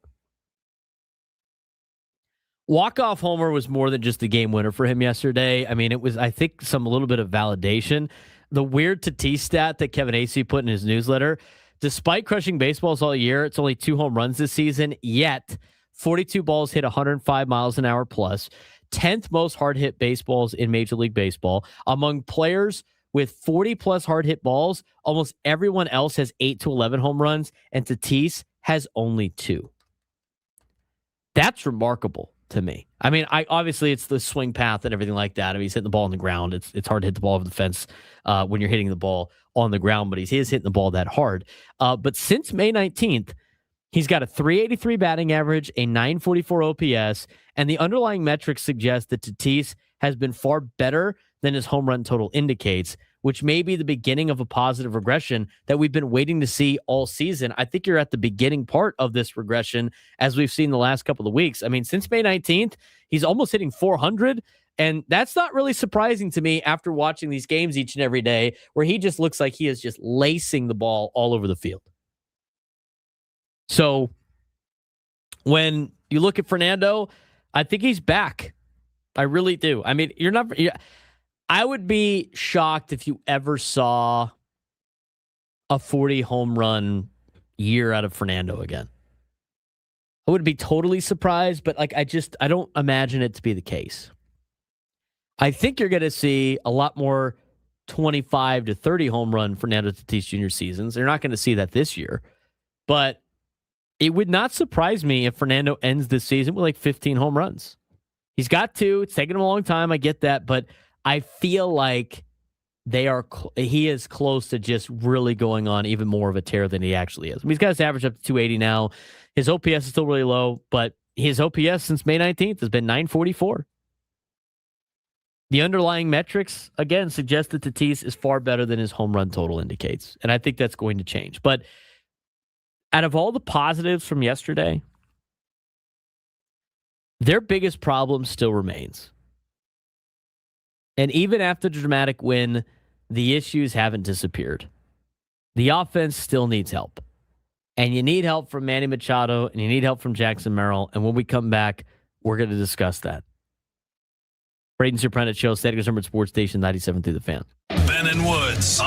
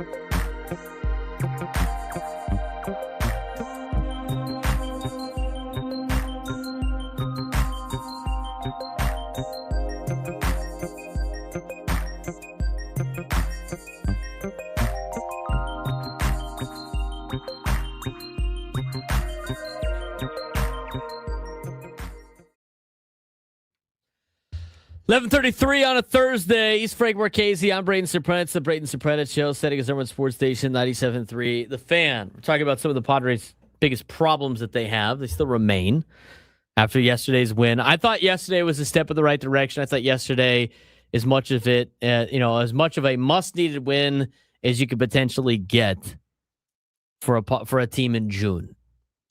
I think they needed that. I mean, the way the thing ended yesterday, my biggest takeaway was they needed that. But at the same time, they still have a lot of big problems with their offense. They still need Manny Machado to return to star-level production. Even at this point, they'll take mediocre production. He's starting to hit a little bit better, which is great, but it's not going to be enough. You heard Chris Ella mention it. He's got to hit 370 in the next 2 months to get up to 280 on his season batting average. It's going to take a lot. Jackson Merrill needs to return to expected levels. He has not had the greatest start in the world to the season. He's still hitting under 210, and he's got a 610 OPS. I thought he's been hitting the ball a lot better to the opposite field. He looks like he's putting together better at-bats, but I think a lot of teams have really capitalized on Jackson Merrill inability to lay off a lot of pitches outside. He's very aggressive when it comes to swinging. Padres still need another left-handed bat. The rotation needs some reinforcements. They could use some potential bullpen help. A lot of these are trade deadline pickups too. As much as the comeback win is great, it's a feel-good.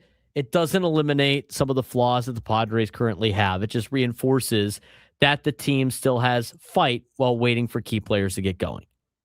I think they've done a good job of treading water, but there's only so much you could tread water before you start to drown. Padres haven't gotten to that point yet. Jackson Merrill is starting to show signs quietly. we get to a positive sign here. Merrill may be emerging from his slump. In his last 13 games, Jackson's hitting 255, which is a lot better to the 194 average in the previous 51 games before that. And according to Kevin Acey's daily newsletter, the key adjustment is the opposite field approach. Now, I have noticed that. I think a lot of you have noticed that. He has been roping the ball to left field. His last 13 games, 16 opposite field hits. His previous 51, 36 opposite field hits. The numbers suggest he's staying on pitches better and using the entire field again. We heard Chris Ello mention that on the roundtable about what Tony Gwynn Jr. tells him all the time. And that is, when you are struggling, regardless of who it is, let the ball travel a little bit more, work the opposite side. And that's exactly what Jackson Merrill's been doing, and he's been doing it very well. I think, Frank, and I could be wrong, but it just looks like Jackson Merrill has slowly started to put together a lot better at-bats, and he has been absolutely tearing the cover off the ball to left field. Yeah, Merrill's looking better. He's just not getting the results. The results do come, but when they do come, they're coming in bunches, and then there's long stretches between where he's maybe not looking as good as he possibly can. But he is certainly one of those guys who I would no longer kind of say he's struggling. I would say he's more in the Xander Bogaerts boat from last year, the Fernando boat from this year, where he's getting contact. He's making good contact. He's just not getting the results that he needs to get. There's still a concerning team trend for this team. Before we talk about, we're going to talk about Will Wagner in a second, but how about this? Again, another snippet from the newsletter today. Scoring first definitely matters to the Padres. The Padres are 21-7 when they score first. It's a .750 winning percentage. The problem with that, though, they've only scored first 28 times all season. That's the third lowest total in Major League Baseball. Even more concerning is over the last 16 games, they've led for only 20 of the 141 innings played. Obviously, the last couple of weeks have been tough for the Padres, but the offense simply hasn't allowed them to play from ahead enough, which then puts an impact on your starting pitching, which then puts an impact on your bullpen, where they obviously feel like they can't make mistakes. So scoring first definitely matters, and it's something that the Padres need to be better at. And I continue to look at the numbers when you take a deeper dive into this of the Padres in terms of their splits. We've talked about the leadoff batter. Now, the leadoff batter for the Padres has done a lot better with Fernando up there than anybody else that has led off. It's getting better results. Fernando continues to hit really well in the last couple of weeks, but the first batter of the game still has really abysmal numbers. Leading off innings has abysmal numbers. And at the same time, hitting in the early innings against starting pitching has been awful for the Padres. Let's look at it. When you look at the first batter of the game, the batting average for that batter is a 158 average for the Padres and a 477 OPS. This has drastically gotten better, obviously, with Fernando, because for the longest time, they didn't have any hits. Leadoff batter of the game. Fernando, leading off the game, is hitting 304.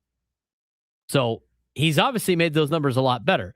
The problem is Ramon Laureano was 2 for 19. Jackson Merrill was 0 for 9. Xander Bogaerts was 0 for 1 when he led off the game. And Jake Cronenworth was 0 for 5. Fernando's 7 for 23 with 4 walks, only 5 strikeouts. He's got a 755 OPS, but the numbers are getting a lot better. Your leadoff hitter's hitting 241 now, which is great. All these averages are starting to grow a little bit, which is also awesome. They're still not very good or anything to write home about. But when you look at the way that this team is hit in the early innings of games, and I'm trying to find those exact numbers, but they're starting to trend in the right direction, which is interesting because they're starting to win a little bit more. But you want to talk about a team that doesn't score first? I think you got to look at the first inning when you can really start doing damage. And the Padres, let's think about it this way.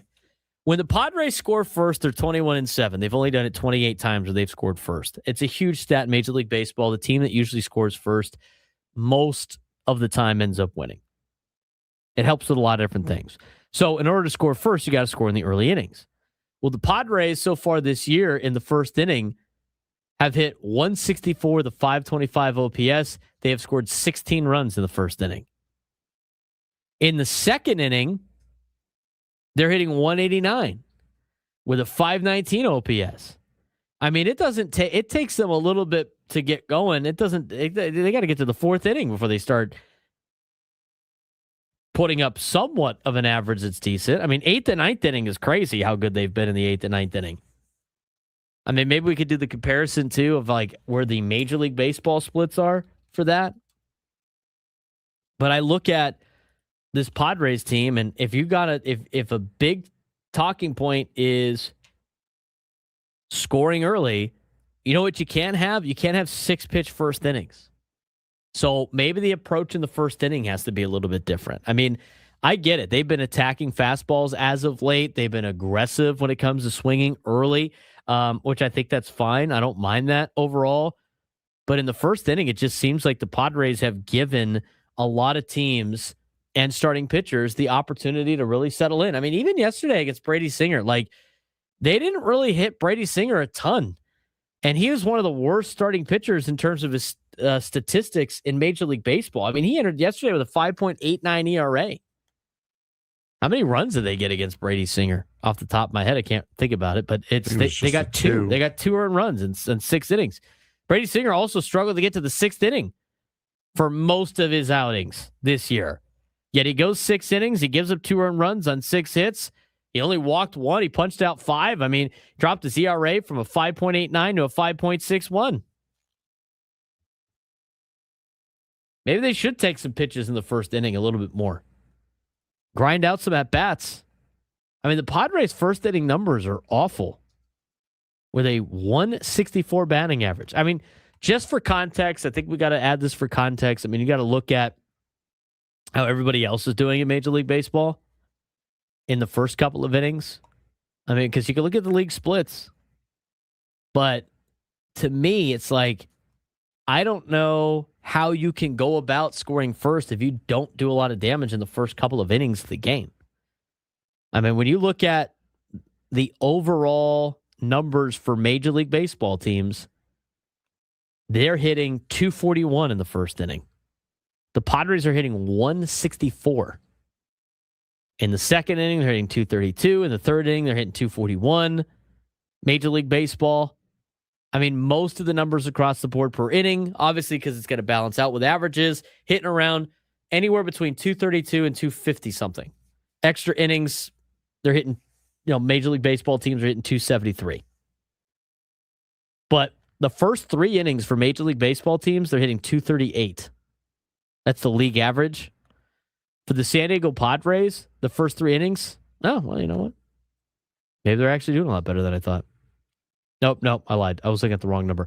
Padres are hitting 192 in the first 3 innings of baseball games. League average is 238. So if that's going to be the big statistic, Frank, they got to be able to find ways to score. They got to be able to find ways to hit the ball in the first inning because you can't really score too many runs in the first without hitting unless the other team just walks the bases loaded and walks in a run. Padres got to be better in the first couple innings. And I just think there's too many times where there's too many times where like the first inning for the Padres, they go down to like 7 pitches. Yeah, it's early in the game. They've shown a lot of aggression. And then towards the middle, they start to more settle in. And then by the end of the game, they're really finding their groove offensively. But yeah, it's definitely becoming a trend more so than not that the first inning of ball games, first couple of innings is not great. First trip through the lineup, even really not where the Padres are going to make their hay. It's going to be more later for sure. A lot of the problems of the Padres still remain despite the win yesterday, which is fine. I mean, they're going to try to pull out of this, and we'll talk more about that later on the show. We do have to get to. We're going to talk about it in the noon hour as they are going to get underway in Mexico City for the first game of the FIFA World Cup. It's Mexico and it's Saudi Arabia. We're going to talk about South Africa. Sorry. We're going to talk about that in the noon hour. But before we get to that, let's talk about what else is going on in the sports world with today's Sports Thread. The one that's always blowing up with the biggest sports takes, debates, and breaking news. You got barbecue back there, and you didn't invite me. Yeah, we've got that too. Welcome to the Sports Thread, where we break down the top 5 stories in sports, just like you would with your crew. Oh, no! Disaster! What a bad idea! No filters, no silence, just real talk. All right, Frank, what we got going on in the sports world today? I did not have one of these ready because I thought we were going to be talking about the World Cup, so this is going to be fun. Number 1. A brutal night for Victor Wembanyama continued even after he returned to his hotel on Wednesday as he was pelted with boos from jeering Knicks fans and nearly struck by eggs. A video shared online showed at least one egg tossed in the direction of the San Antonio Spurs superstar as he entered his hotel, flanked by security following the team's Game 4 loss to the New York Knicks in the NBA Finals. It's not clear who threw it, but the video showed fans swarming the hotel a few blocks south of Madison Square Garden. Obviously, never do this to an opposing player, but overarching on this, what a night for the Knicks last night. No, what a comeback. All to be overshadowed by this. Well, I think the Knicks fans are getting a little bit ridiculous. Oh yeah, it's getting to a point where it's getting to a point where like they're gonna lose. Like everybody was like, "Oh, look, cool! The Knicks haven't made it to the finals in forever," and they were kind of like America's sweetheart. And then after watching like all their fans after the fact, or maybe they're not fans, maybe they're just like people that just want to like create chaos. I think a lot of people are like, "Oh man, this Knicks fans are getting ridiculously out of hand right now." But yeah, somebody threw something at Wembanyama as he's trying to go back to the hotel. It's like, what are we doing as a society when this is like something that we want to do for clicks and stuff? It's really crazy. But yeah, in order to come back from 30 points, 29 down, I was stunned. I saw that last shot go up. I'm like, okay, Brunson, I know you're good, but really, what are you thinking? And then OG Anunoby comes in out of nowhere for that tip in. It was insane. But what I was saying was, in order to come back from 30 points, you kind of need the other team to do really dumb things. Mm-hmm. And the San Antonio Spurs last night did a lot of dumb things. I mean, I think they attempted like 8 3-pointers in the fourth quarter when they were up big. Which was dumb. I mean, just continue to get points and grind out the clock. I mean, even in the final play, De'Aaron Fox, it's like, bro, just hang on to the ball and you're going to get fouled. He said post-game that his thought was get it up, get it in, make it to where the Knicks have to shoot a 3. That was his thought. He could just dribble around and the game would have been over. I agree. It's not. I mean, yeah, he could say what he wants to try to save his own ass. That looked dumb. The tweet of the night, though, I texted it to you last night. The tweet of the night was someone could put De'Aaron Fox's brain inside of a chicken and that thing would start barking. Like, that was unbelievable, some of the stuff that De'Aaron Fox was doing at the end of that game. Number 2. Here's one that just came down. This is right up your alley. Texas Attorney General Ken Paxton sent a letter to Big 12 Commissioner Brett Yormark and Board of Directors Chairman Douglas Girard today, notifying the Big 12 that if it were to be that it would be exposed to, quote, substantial liability if the conference takes action against Texas Tech for playing quarterback Brendan Sorsby. Big 12 Conference's president were scheduled to meet Thursday to discuss whether the league can invoke bylaw 3.6 to sanction the Red Raiders if they decide to play Sorsby, who was declared ineligible by the NCAA for wagering on college sports. Texas Judge Ken Curry granted Sorsby a temporary injunction to play for the Red Raiders on Monday The NCAA does plan to appeal the ruling, which will be held in February. But now we're getting the Attorney General involved in this for the state of Texas. I can't believe, I really can't believe the amount of defense for a player that has gambled over 9,000 times on sports as an athlete. I honestly cannot understand how much he is getting defended right now by certain media outlets, by anybody involved with Texas Tech. What are we doing? The guy bet over 9,000 times on sports. On top of that, he bet on college sports. On top of that, he bet on college football. On top of that, he bet on games involving teams that he was on. I don't know why all of a sudden we're just going to be like, oh, he didn't mean it. And like, oh, we're going to play like this victim card. Regardless if he had a problem or not, and he needs to address said problem, it doesn't get you out of the punishment of the crime that you committed, which in college athletics and in professional sports is do not gamble on said sports. I don't know why all of a sudden it's like, okay, we're just going to let these guys do this now. I mean, what are we doing? How does this make any sense? And everybody that's defending this guy, which, by the way, he is a mediocre quarterback at best. Texas Tech is willing to sacrifice everything for a kid that hasn't even taken one snap for their team, who's not even that good. Which, honestly, it shouldn't even matter how good he is because he still did something that you should never do as a college athlete or a professional athlete, because now it doesn't matter if it was a mistake. It doesn't matter if he had a problem. It doesn't matter if, oh, well, he's better now.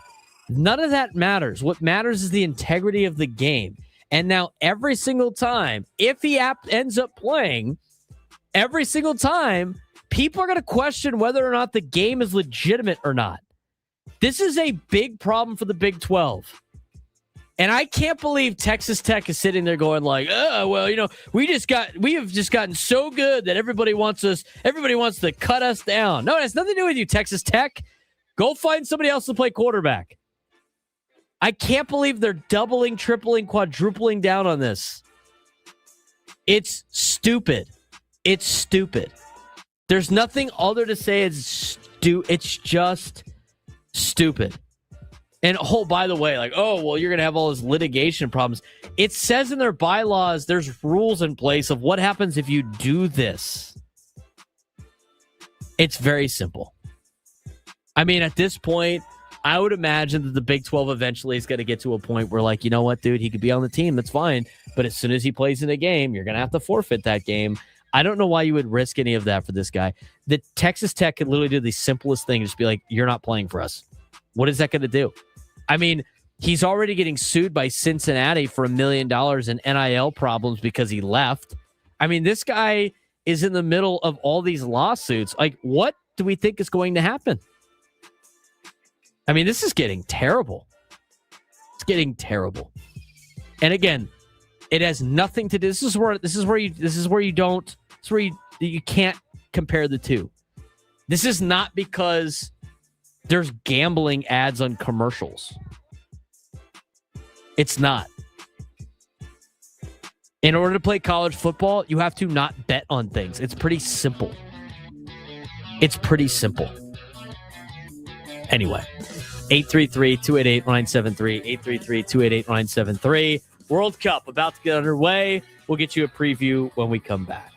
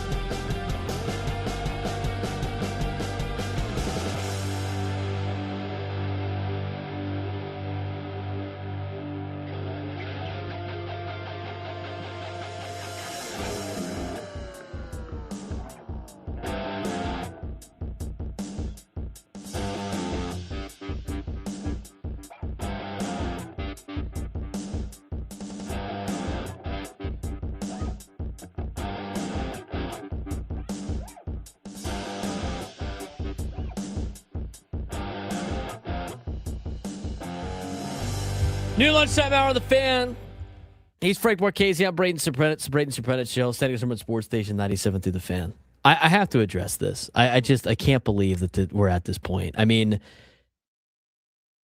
I can't believe somebody thinks like we're gonna like treat Brendan Sorsby as like some victim of like this thing because gambling is legal, and so therefore that's the problem. And it's not the fact that he's the guy that made the 9,000 bets and he signed a document saying, "Oh, you're not allowed to do this," and now all of a sudden he's got to face the consequences, and it's a problem. I mean, what are we doing?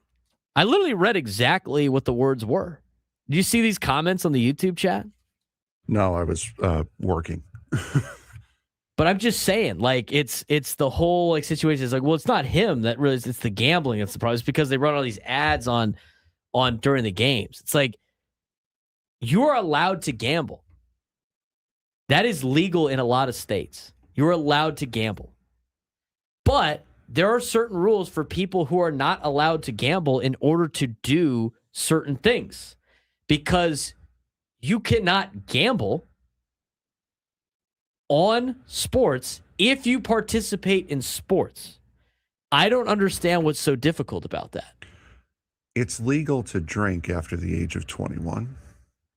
It is still not legal to drink and operate and motor vehicle. And so it's Fox's fault because they put beer sponsors up on screen. Is that kind of like that's more or less what we're saying here? Is it not? Correct. I mean, there are rules within what, just because something may be legal doesn't mean that your job, your company, your municipality, your state, whatever, doesn't have rules pertaining to said legal action. I don't understand the logic here. It's like, well, let's just ban all of the whatever. You can't just like ban everything in the world. And because gambling is legal is the reason why we know Brendan Sorsby was doing this stuff. That's the only reason why.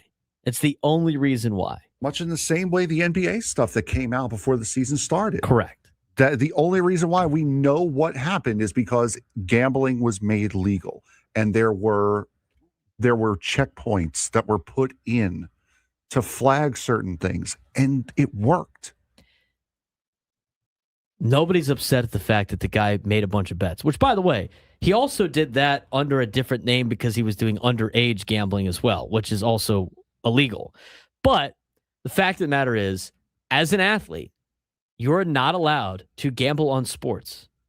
And then if you do so, you are not allowed to play said sports. It's very simple. It's very simple.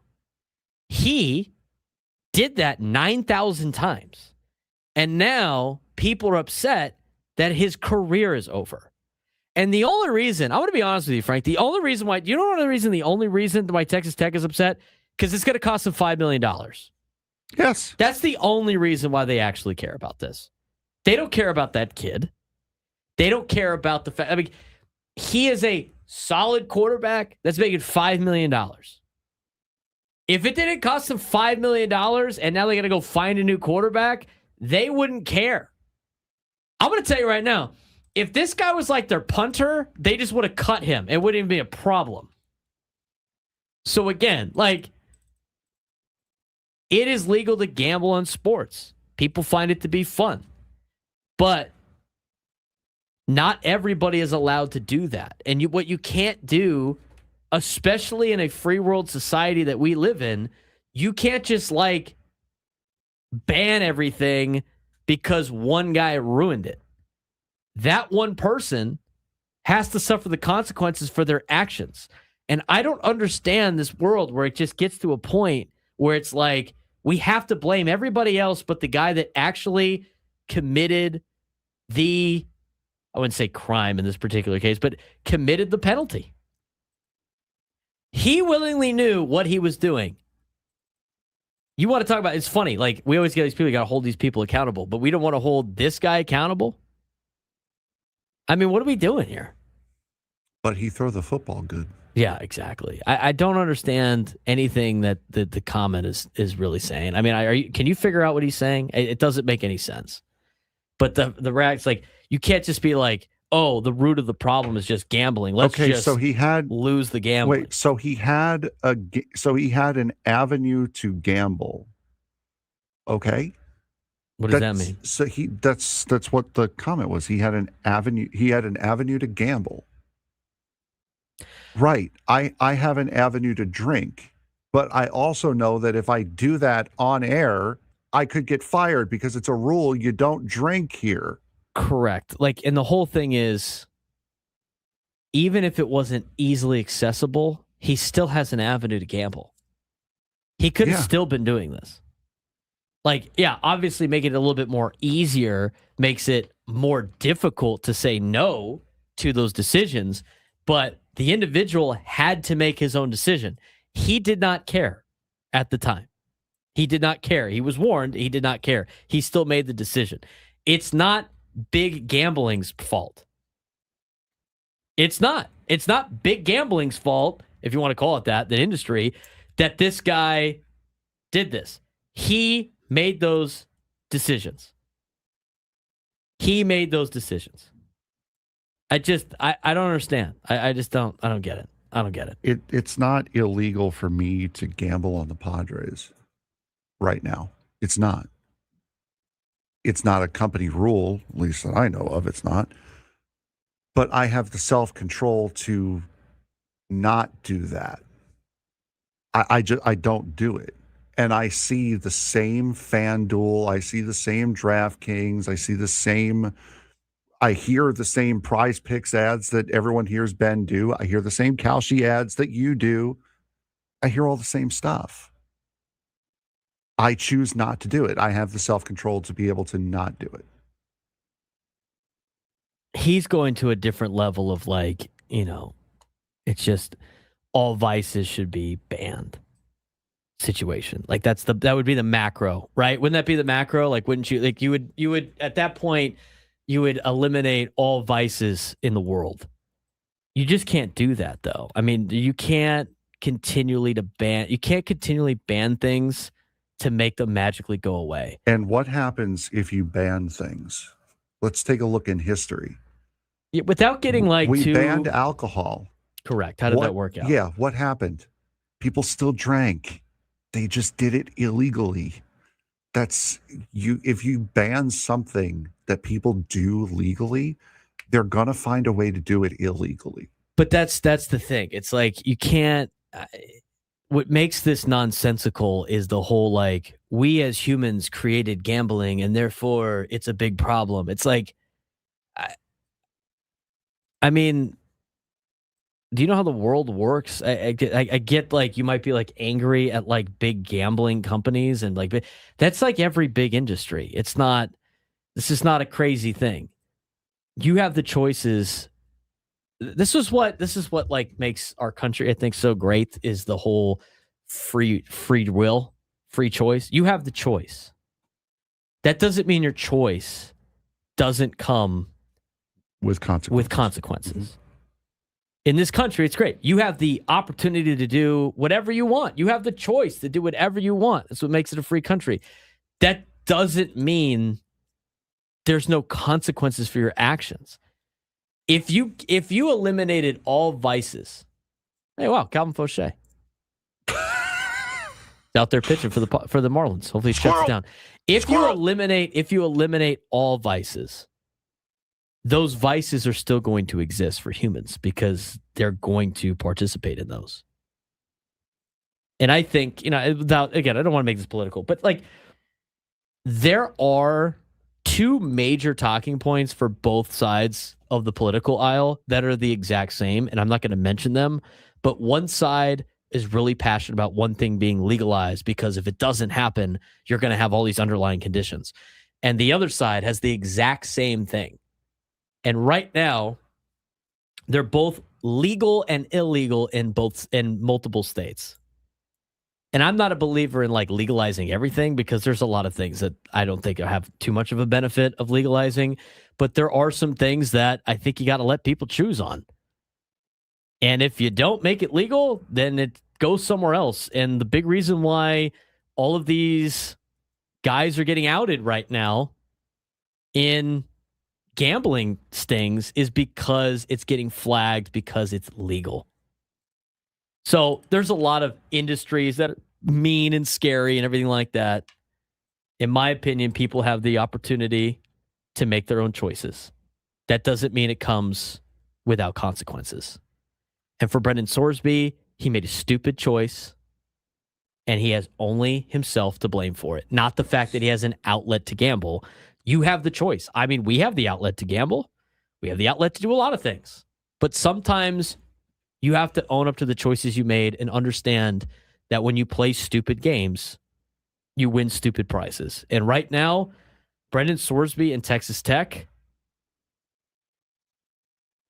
they are winning a stupid prize by going through this. And if they have a lot of problems with this, and Texas Tech, which I think would be extreme, ends up getting kicked out of the Big 12. I mean, this is that's the other thing too. Like, Texas Tech could literally just make this go away and just be like, you know what? It ain't going to happen. Yeah. And that's it. It's fully in their power. Right. It's fully in their power. And again, even if it was illegal, who knows if this guy is going to have a problem or not. But I can't sit here and be like, the only reason why this happened is because gambling exists. I can't sit here and think that. Yeah, this is why they have those disclaimers and everything. I know that doesn't really sit well with a lot of people. People get addicted to things. Hold on. Gambling problem? Call 1-800-GAMBLER. GEGE 0000466. For a full list of games and rules, play at 7 Mile Casino. Visit 7milecasino.com. This is why that exists. Yeah. They obviously want you to do it to make money. I mean, they go to fraternity houses in colleges, I've heard, and like try to get people signed up for stuff. I mean, it's their business. And there's a lot of addictive businesses out there across the country. But the reality is you have to make your own decisions. And when you make those own decisions, sometimes there's consequences, and we can't just constantly be letting things slide because it gets out of control. And that's the last I'll say on that. The whole Texas Tech thing is crazy to me. I honestly can't believe we're entertaining this as a group, thinking like, oh, we should be fighting this. Like, you know, he didn't mean it. Oh, all this other stuff. It's like, oh, what are you doing, Texas Tech? And I'd be saying the same thing if it was any school. If I was San Diego State, I'd be saying the same thing. Mm-hmm. Like, you can't have that and have the integrity of your game. It's going to make things worse for your sport collectively. And it's astonishing to me that Texas Tech, as an institution, is sitting there going like, "This is a great idea. We should defend this guy that never actually has taken a snap for us before." It makes no sense.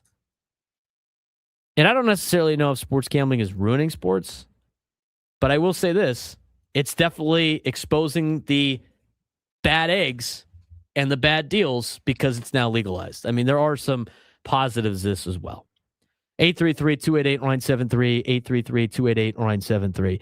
Let's get to the World Cup here, Frank. Mexico is taking on South Africa. They just got underway. That is in Mexico City right now.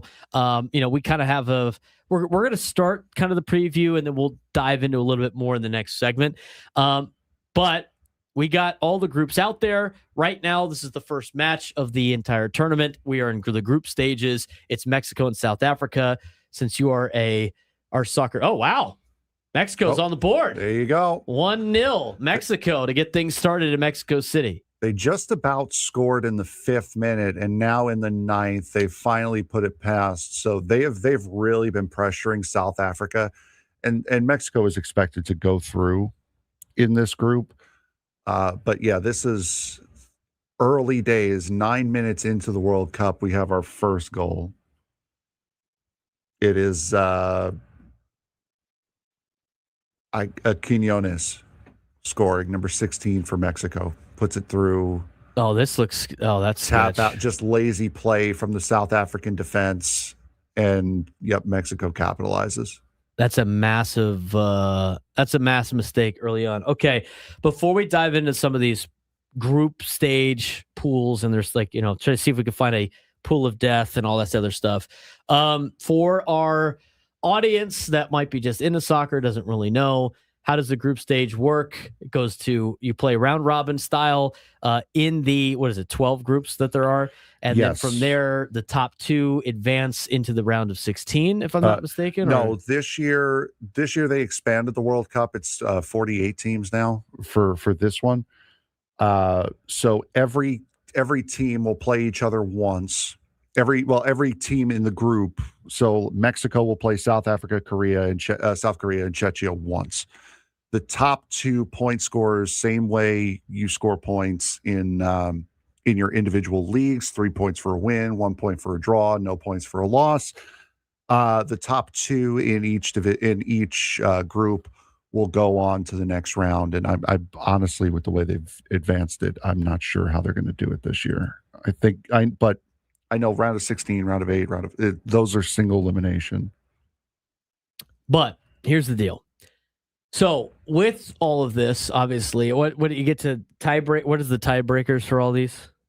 They doing goal differential. Goal differential. Yes, okay, goal so differential. You got to make it through the pool play, and then after that, you go into the knockout rounds. And right now, this pool is Pool A. It's Mexico and South Africa is the first game. Korea will play Czechia in the next one. Team USA plays tomorrow, if I'm not mistaken. Yes. And they'll be playing in LA. Yes, they'll be playing Paraguay in LA. Correct.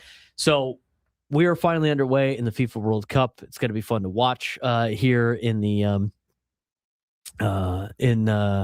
as we go along. Team USA plays tomorrow. This is the only World Cup game today, correct? If I'm not mistaken. No, or is there another one Mexico later? plays South Africa. Mexico playing South Africa right now. South Korea plays Czechia tonight at 7.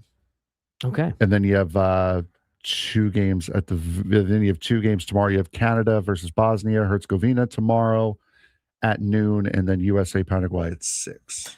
We'll be giving you a full preview of that when we return, as Mexico has taken a 1-0 lead on South Africa in the 8th minute of play down in Mexico City. The FIFA World Cup is officially underway. A full preview when we come back on the Braden Surprenant Show. Standings number Sports Station 97 through the Fan.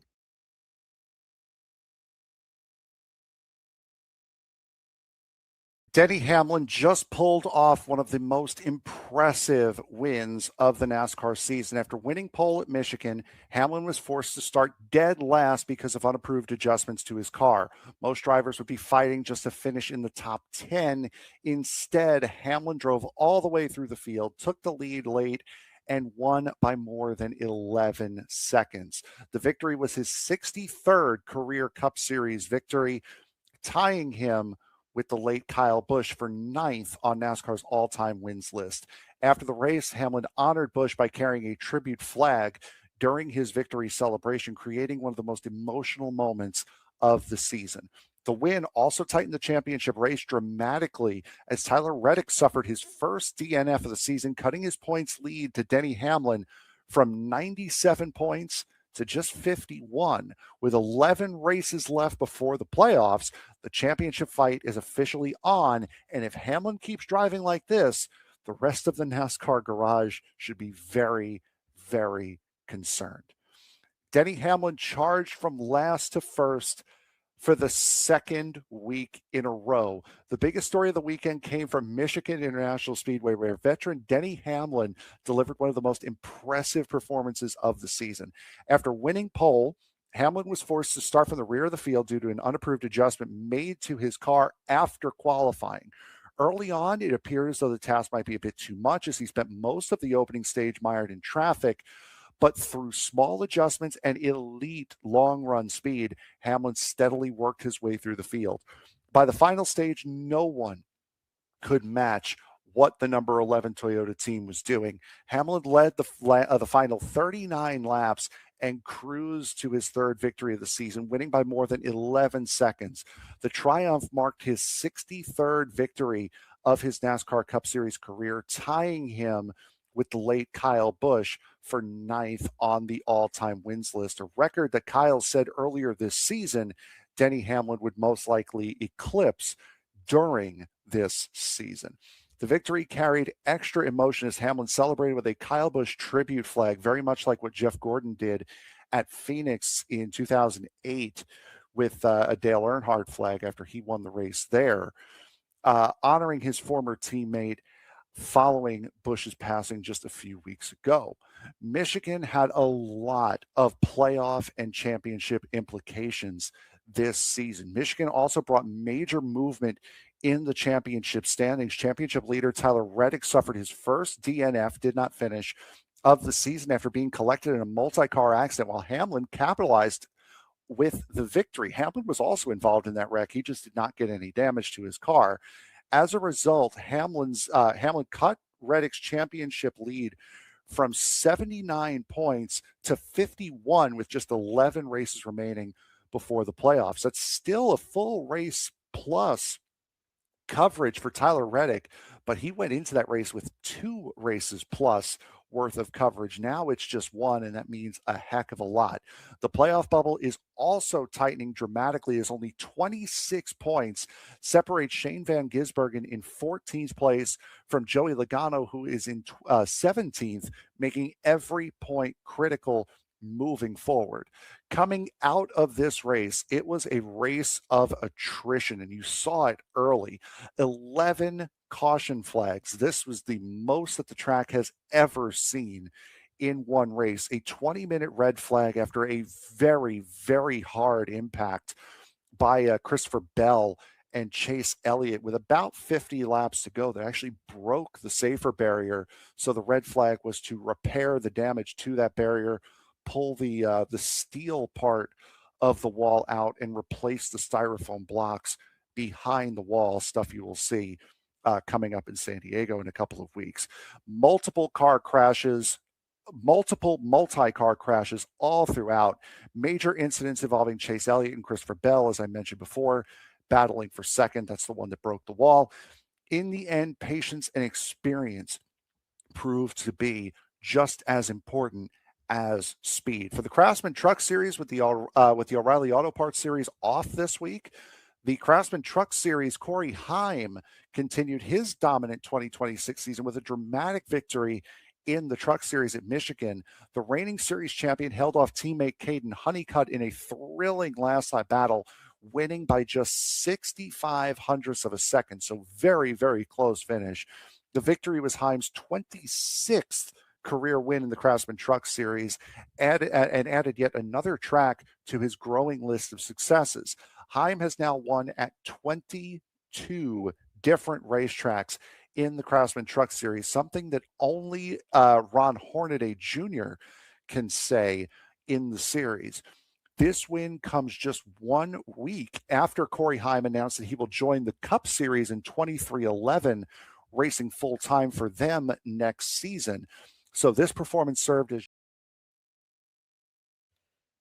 12:23 on a Thursday. He's Frank Marchese. I'm Braden Surprenant. It's the Braden Surprenant Show, setting us number one sports station, 97.3 The Fan. The FIFA World Cup is underway. Mexico has a 1-0 lead on South Africa, now in the 18th minute of play as they start Group A. Group A will continue later on tonight as South Korea will take on Czechia.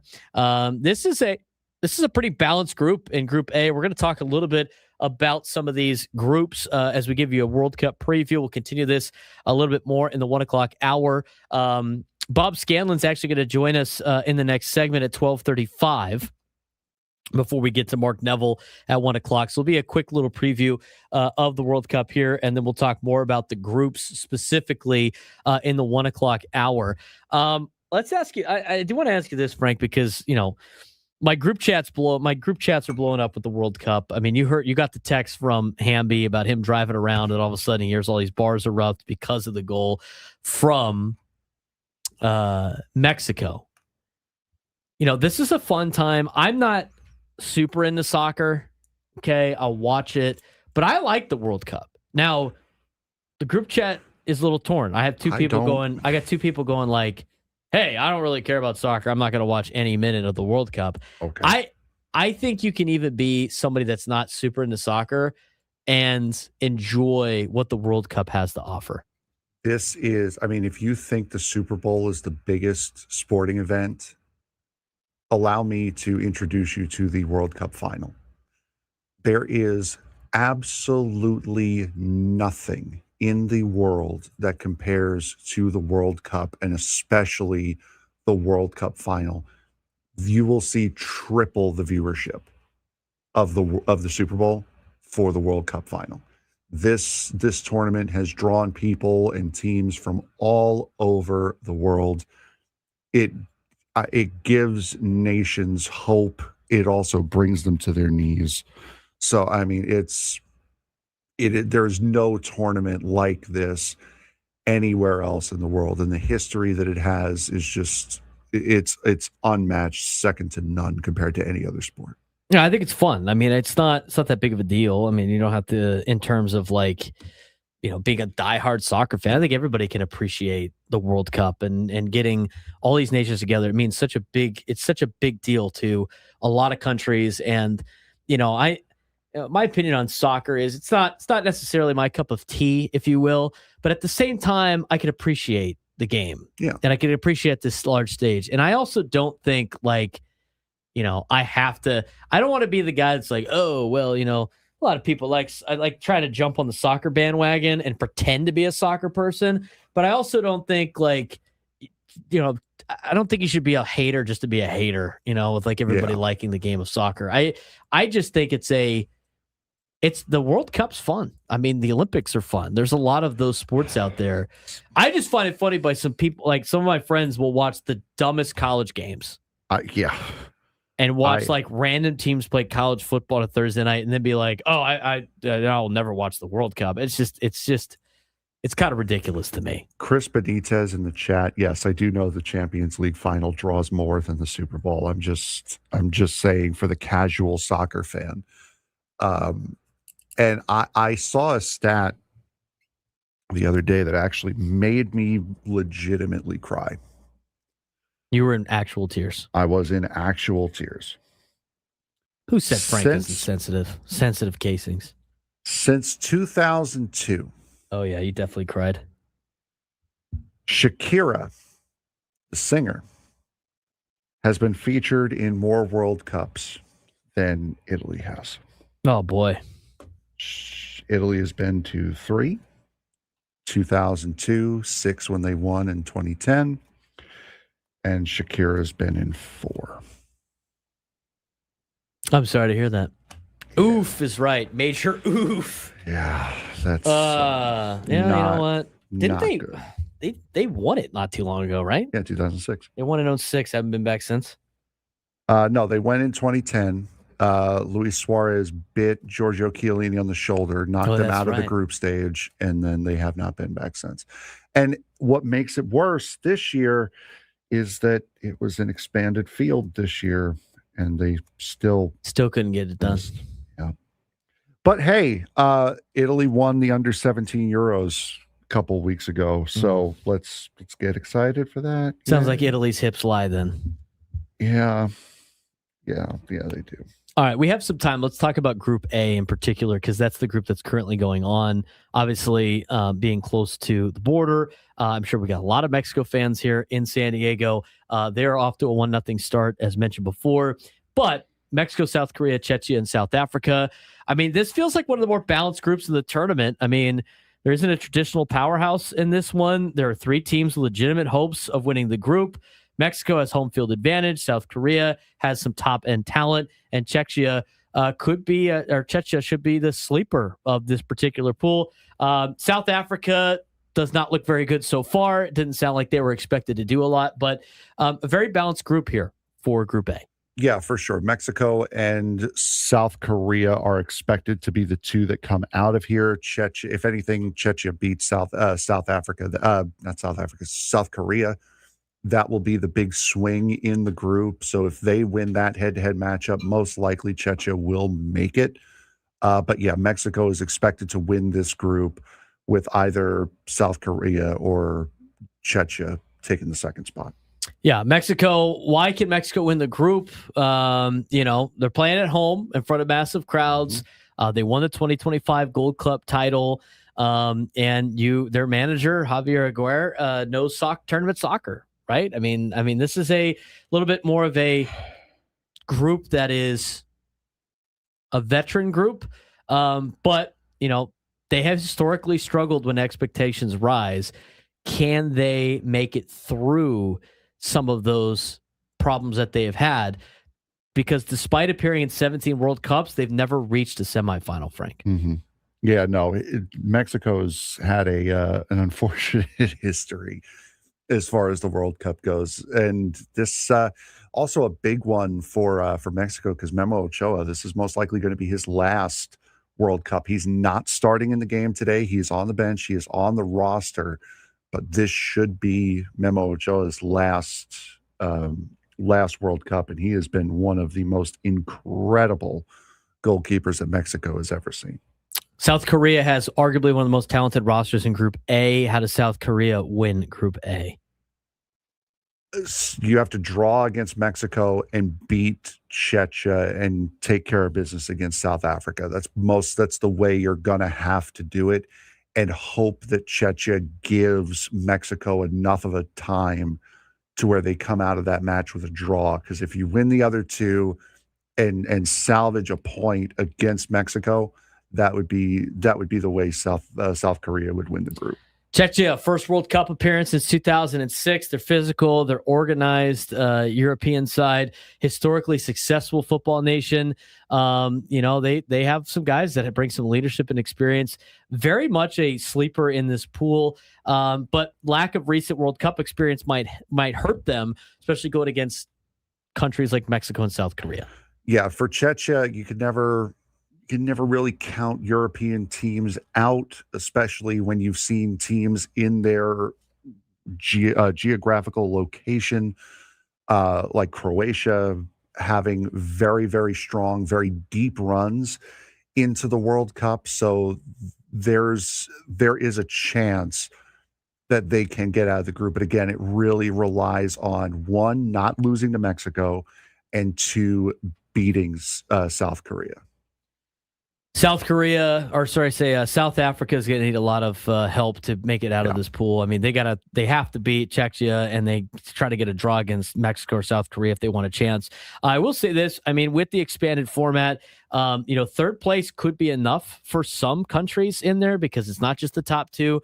They will expand to a couple more as well. They got strong chemistry with much of the squad playing domestically in South Africa, but already, based on like the early minutes of this particular match against Mexico, they've made some pretty big mistakes. Yeah, South Africa is expected to finish last. I think this is their first World Cup since they hosted it back in 2010, and it didn't go well for them either. They opened that World Cup as well. So it's the last two trips to the World Cup they've opened it. So this is going to be a very, very tough road to hoe for South Africa. What's your Group A prediction? Mexico wins, South Korea second. I'll take South Korea then Mexico. I think they both advance. I think the Czech are a team that can definitely sneak in there, so it should be fun. Most likely surprise team will be the Czech. Most likely group winner, according to a lot of different outlets, was South Korea. But I think that South Korea-Mexico matchup is going to be a fun one. That will be the best one of the group by far. When we come back, Bob Scanlan will join us on the SDCCU Fan Hotline to talk about the Padres homestand, get ready for a big, long road trip for the Pods. We will converse about the FIFA World Cup later on in the 1 o'clock hour. Braden Surprenant Show, Standing Summer Sports Station 97 through the Fan.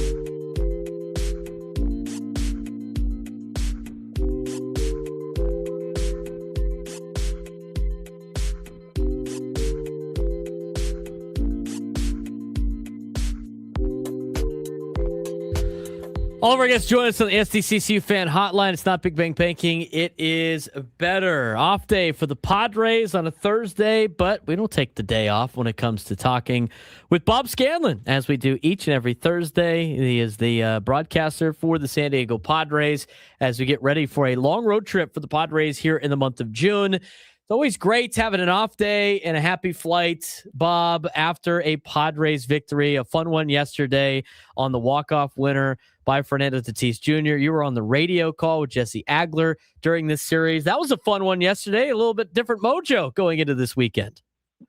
Yeah, thank goodness. Always love the happy flight before a long road trip, right, Braden?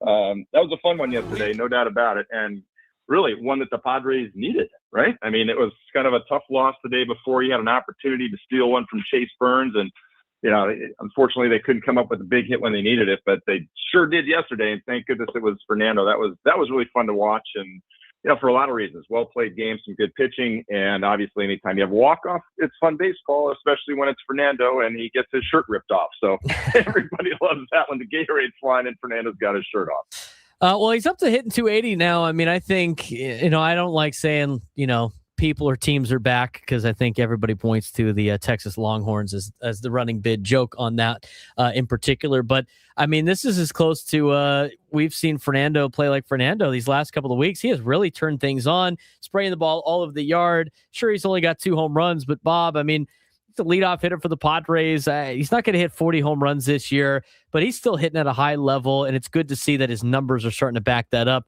Be nice to get a little bit more of the OPS, but Fernando really seems like he's starting to settle in now in the 2026 season. Yeah, he's been fantastic for the last 3 weeks, hasn't he? I mean, he's been hitting well over 350, close to 400 in that range, depending which day you look at. And as to your point, it's not necessarily power all over the field, but it sure is base hits all over the field. And being in that leadoff spot, that's exactly what you want him to be doing, right? Hitting the ball hard, putting it in play, getting on base, setting the table for the guys behind him. The other part of it also is, Braden, and we're starting to see more of this in the last few days, is a return, I should say, because early in the season, the Padres were getting production out of the bottom part of the lineup. But the more these guys can get on, and we've seen it lately with, especially Samad Taylor and Jace Bowen's been doing it. We had Rodolfo Duran get, a hit the other day too. Anyway, point is, some guys are getting on base so that when Fernando does come up, he can actually start driving in some runs, which he hadn't been able to do the previous few weeks, because even though he was getting base hits all the time, there was nobody on base in front of him, unfortunately. So, great to see Fernando doing what he's doing. And, we've said it before, and we'll say it again. Maybe this home run is the one that opens the floodgates for more home runs out of Fernando. Who knows? Maybe it doesn't. Maybe it does. Regardless, to your point, base hits all over the field. That's a good thing for now, and we'll keep taking it. We're talking with Bob Scanlan, the broadcaster for the San Diego Padres, here on the SDCCU fan hotline. It's not Big Bang Banking, it's better. I'm Braden Surprenant. This is the Braden Surprenant Show. It's Padres off day before they get ready for a big road trip. So some of the positives, obviously, from yesterday, Fernando Tatis Jr. How about the young guys coming up and being that spark? We had a couple of people in our YouTube chat go like, well, why do the stars on this Padres team need like some young players or rookies to come up and be a spark? Bob, as somebody that's been in these clubhouses before, it's just because you're a high level player and everything like that doesn't mean you don't need a spark every once in a while. And so far, Samad Taylor, Jace Bowen, Will Wagner, I mean, they've come up and they've done exactly what the organization has asked them to do. And it's been fun to watch these guys play in the last couple of weeks. And I think a lot of the veteran players have really appreciated their energy. Yeah, I think that's the key thing, that last part. It's not that as a veteran player, you don't come to the ballpark every day trying to win baseball games. You do. But there is something cool when you come to the ballpark and you look at the locker across from you and you see some kid experiencing it for the first time. It's just fun. You look at it and you're excited for that kid, and it kind of brings back some memories. Oh yeah, I remember my first day when I got called up, and you see their energy, you see their enthusiasm, and it kind of motivates you in a way. I mean, it's not like a conscious thing necessarily, Braden, but it is this thing of, wow, this is really fun to watch, and it just sort of revives your I think, appreciation of what it means and reminds you of where you are and how exciting it is when you first get that opportunity to be there, and to not take it for granted. Like, oh yeah, I remember my first day, man, that was really cool. And you know what? I'm really lucky to be here. And yeah, this is year 7 for me, or 10 or 5, or whatever it may be. But that's a reminder. This is why I'm here. This is the excitement. This is the joy. I'm really blessed to be here. And those kids do bring some energy, and it's been fun. And it doesn't hurt that they've performed either, right? Right. So you have the combination of they're bringing something to the table as players to help you win baseball games, and you get the joy of seeing their joy at getting this experience of being up here. Is it the biggest deal in some, is that why you do it all the time? Do you always get that return for your money in terms of bringing up young guys? No, but having been in both cases, the young guy coming up and also the older guy seeing young guys come up, I know that it can sort of just revitalize you and remind you a little bit and just sort of freshen things up a little, along with the fact that these kids are playing some good baseball, especially Samad Taylor, who, when he came up, what did he say he was going to be? A spark plug, right? Mm-hmm. What has he been? He's been a spark plug. The guy's brought great energy, making fun plays in the field, stealing bases, coming up with some big hits, the big smile and the energy. So yeah, it's all been good, and maybe good timing in all those respects. Yeah, one of the spark plugs from a couple of years ago, Jackson Merrill, obviously has established himself as a big leaguer. He signed the contract extension. He's been off to a really rough start, but he may be kind of emerging from that little bit of a slump to start the season. He's hitting .255 in his last 13 games, and he's really starting to hit the ball to the opposite field. I know you work with Tony Gwynn Jr. just like we do, and he says a lot, and I'm sure you hear this hitting philosophy a lot. It's like when things get tough, let the ball travel a little bit and start punching it the other way. Seems like Jackson Merrill's really been doing that. His last couple of games have been scorching the ball to left field.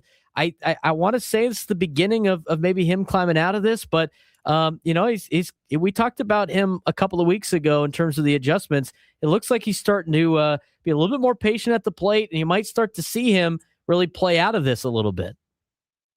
Yeah, they're Jackson Merrill type plate appearances, right?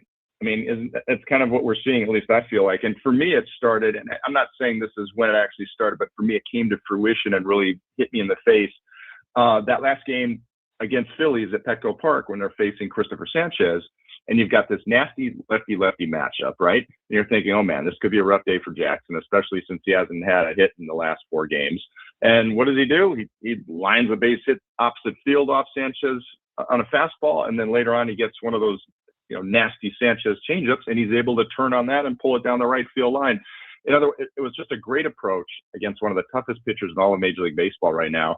And for me, it was kind of like, there it is. There's the Jackson Merrill that we know and love. That's the kid who knows how to control the opposite field, wears out left field, knows how to stay back on the off speed because he's so well balanced. Boom, there it is. Had a base hit the next game in Washington. 2 games later, had 3 hits on the final game against the Nats. And so you really felt like, oh, wow, it's starting to come together for him. Then things slowed down for a few games, right? He had 2 hits over the next 4 games, 5 games, like, where are we? But then the last 2 games against Cincinnati, 2 hits in each of those 2 contests, including a big triple that the Padres didn't win the game, but he was definitely in the middle of the offensive drive that the Padres had.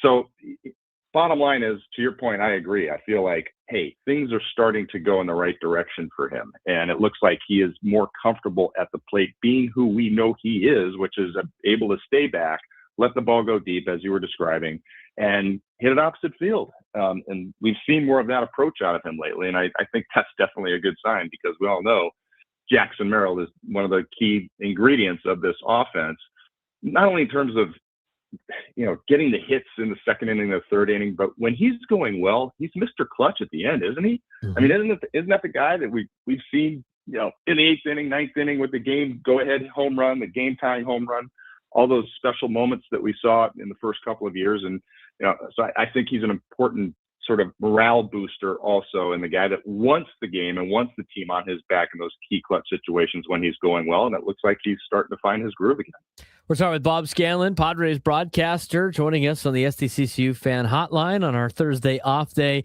So a lot of the positive things from yesterday are there, but, there's still a lot of underlying, issues that the Padres have. Manny Machado obviously needs to return to star level production. You probably need another left-handed bat. I mean, there's still issues with yesterday's game with the roster, but other than that, you feel a lot better about it. Interesting nugget from Kevin Acee today in the newsletter was talking about how scoring first matters. and a lot of trends in Major League Baseball. Padres are 21-7 when scoring first, but the problem is they've only scored first 28 times all season, which is the third lowest total in Major League Baseball. Their numbers in the first couple of innings in terms of their offensive numbers haven't been great. Is that something that is going to maybe adjust? Is that something you can adjust in terms of like your approach at the plate in the first couple of innings? Because I just feel like, pitchers are attacking the Padres early and they're swinging early and often. It just seems like some of these top half of the first innings are very quick for the Padres, and they don't start settling in until their second time through the rotation. What's your observation on this in terms of the Padres in the early innings compared to the mid to late innings? Yeah, it's a great question. And Braden, I'll be honest with you, but I don't have any solutions to that. I don't have an answer to that. I mean, sometimes it's not as though you're not trying to score early, right? It's so, what are you going to do? Try harder to score early? I don't know what you can really do to try to change that, to be honest with you, unless you're having foolish plate appearances where you're just going up and you're just swinging at the first thing that you see and you're giving easy outs. I don't know that that's been the case necessarily. I do know that there have been some cases where, frankly, I've been surprised at what I've seen out of opposing starting pitchers. And what I mean by that is this. Normally, I'm going through, I do all my workups and I'm watching guys and I see what their trends are, right? I see, okay, here's what this guy is featuring. Here's what he normally throws early in the ball game. Here's what he may throw later in the ball game. Here's how he attacks righties. Here's how he attacks lefties. These are the 3 or 4 main pitches that he uses. Here's a couple other pitches that he has, but really doesn't use these pitches very often, maybe only 3% of the time. So really not a weapon that you have to worry about, right? So I go into the game and I'm looking at this, and the next thing I know, I'm coming out of the second inning and I'm saying to myself or with my broadcast partners, I'm like, wow, this guy is throwing 7 cutters already here in the first 2 innings. He normally only throws 3 per game. Or, wow, this guy hasn't thrown any 4-seam fastballs over the first 2 or 3 innings. Normally, that's his number one go-to pitch that he throws 47% of the time, but we've only seen 4 of them so far here for the first 3 innings. The point is, there have been a number of times where I've been surprised at how the opposition has sort of changed their game plan. And I don't know if, now, sometimes I could go back and I could look at it and say, okay, I get why he changed his game plan, because the last 2 or 3 times, his last 2 or 3 outings, that 4-seam fastball, for example, was getting crushed. And so he felt like he needed to throw less of those because the batters are telling him that. So was it that, or was it, wow, they've got a different scouting report against the Padres that is forcing them to, or encouraging them to use their repertoire in a different way? I don't have the answers to that because I'm not over in their dugout. I'm not in their pitching reports and their scouting reports and everything. But my point is, there have been a number of times where we've seen different approaches from starting pitchers. And so it wouldn't surprise me if, as a Padre hitter, I'm thinking, man, I'm seeing something very different than what I thought I was going to see. So maybe that's some of it. If I've noticed it, I'm sure the hitters and everybody else have noticed it as well. How you defend against that, I don't have an answer, but it may explain why there's a little less production early on in some cases than you anticipate. But then later on, second time through, third time through, we're starting to see the offense do a little bit more better because they have a better idea of what that guy is trying to use and how he's using it, which is different than what you anticipated. Does that kind of make sense? It does. I'm going to ask a follow-up just, and get the Bob Scanlan, the player perspective on this. I mean, obviously, if you're looking at information like that, the Padres obviously have this information. And so if you're getting surprised by the other team's game plan, imagine if you know what the pitcher does more times than not, and that's what you're being told, and as an offense, you're like, well, this is what we're going to do. If you don't see it as a hitter, it's kind of hard to stick with that approach if you're not seeing the pitches that you're receiving from the other team starting pitcher or what have you that you were planning on going with. As a pitcher, when you have your game plan in place, but all of a sudden you're not the offense is doing things a little bit differently than you expected, how long do you stick with said game plan? How do you try to stick with it? Do you immediately change? For you, if the game plan, I wouldn't say not working, but seems to be different during the game than when you started the game, how much do you try to stick with that? And how much are you trying to make an adjustment on the fly? Because that could be an interesting piece to why maybe some of these guys are struggling offensively. Yeah, it's a great question, and it can vary, right? I mean, it can be different for each situation and for each guy, and so first of all, let me just throw a caveat on it. I'm not saying that that's happened a lot or all the time, sort of the difference, but I have noticed it more than I feel like I've noticed it in previous years.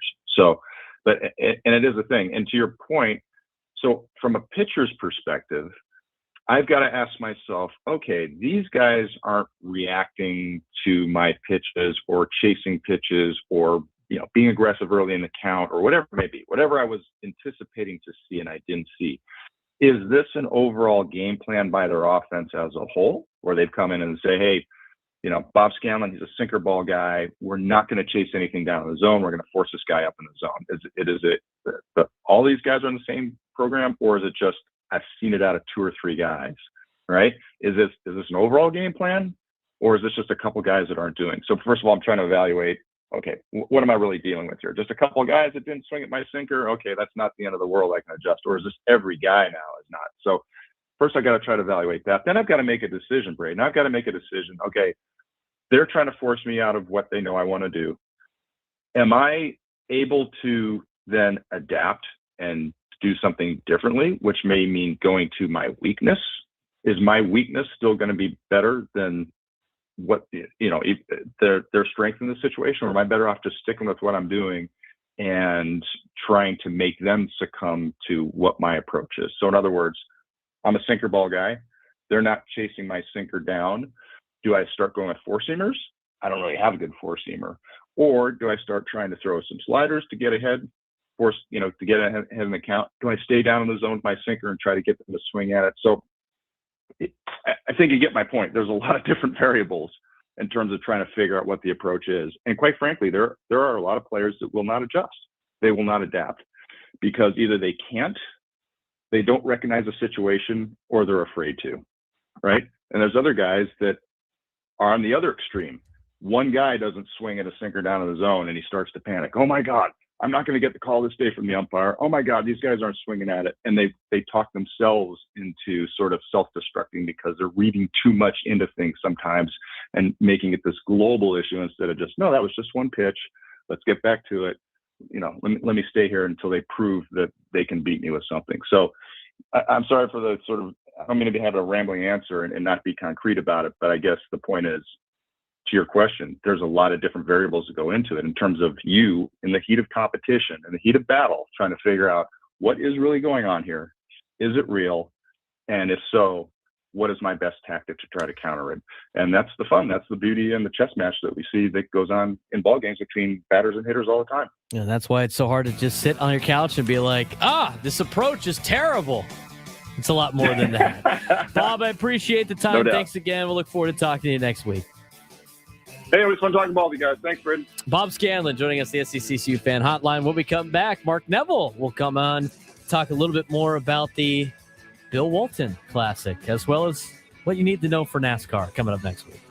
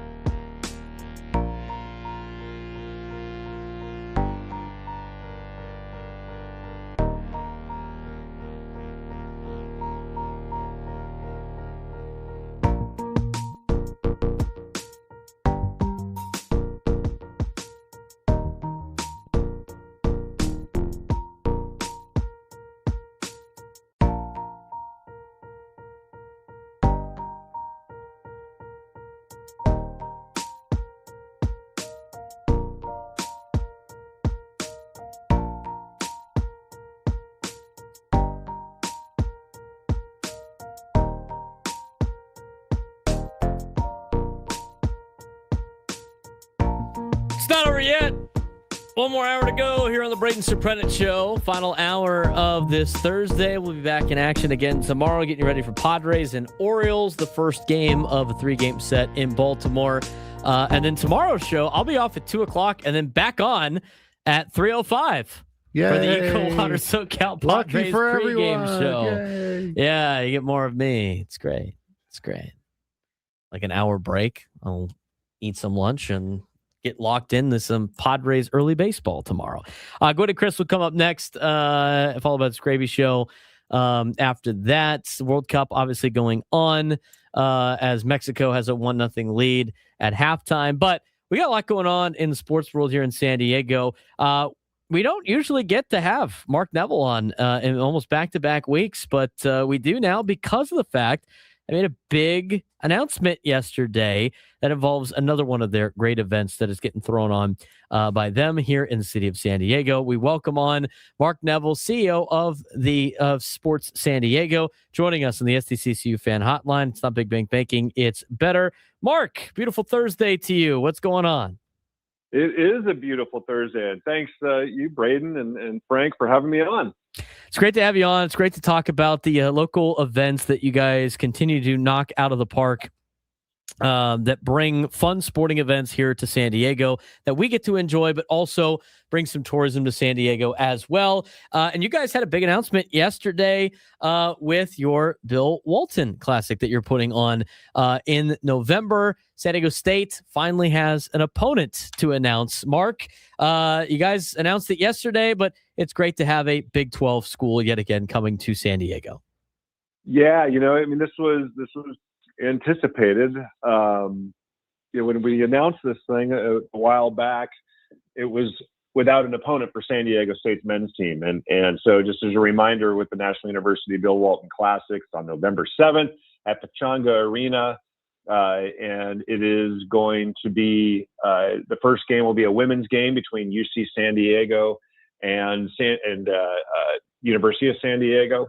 And then the men's game will follow that, San Diego State. And then as anticipated, we got the Big 12 team. We got the Colorado Buffaloes coming to town. And I think it's going to be an awesome matchup for the Aztecs.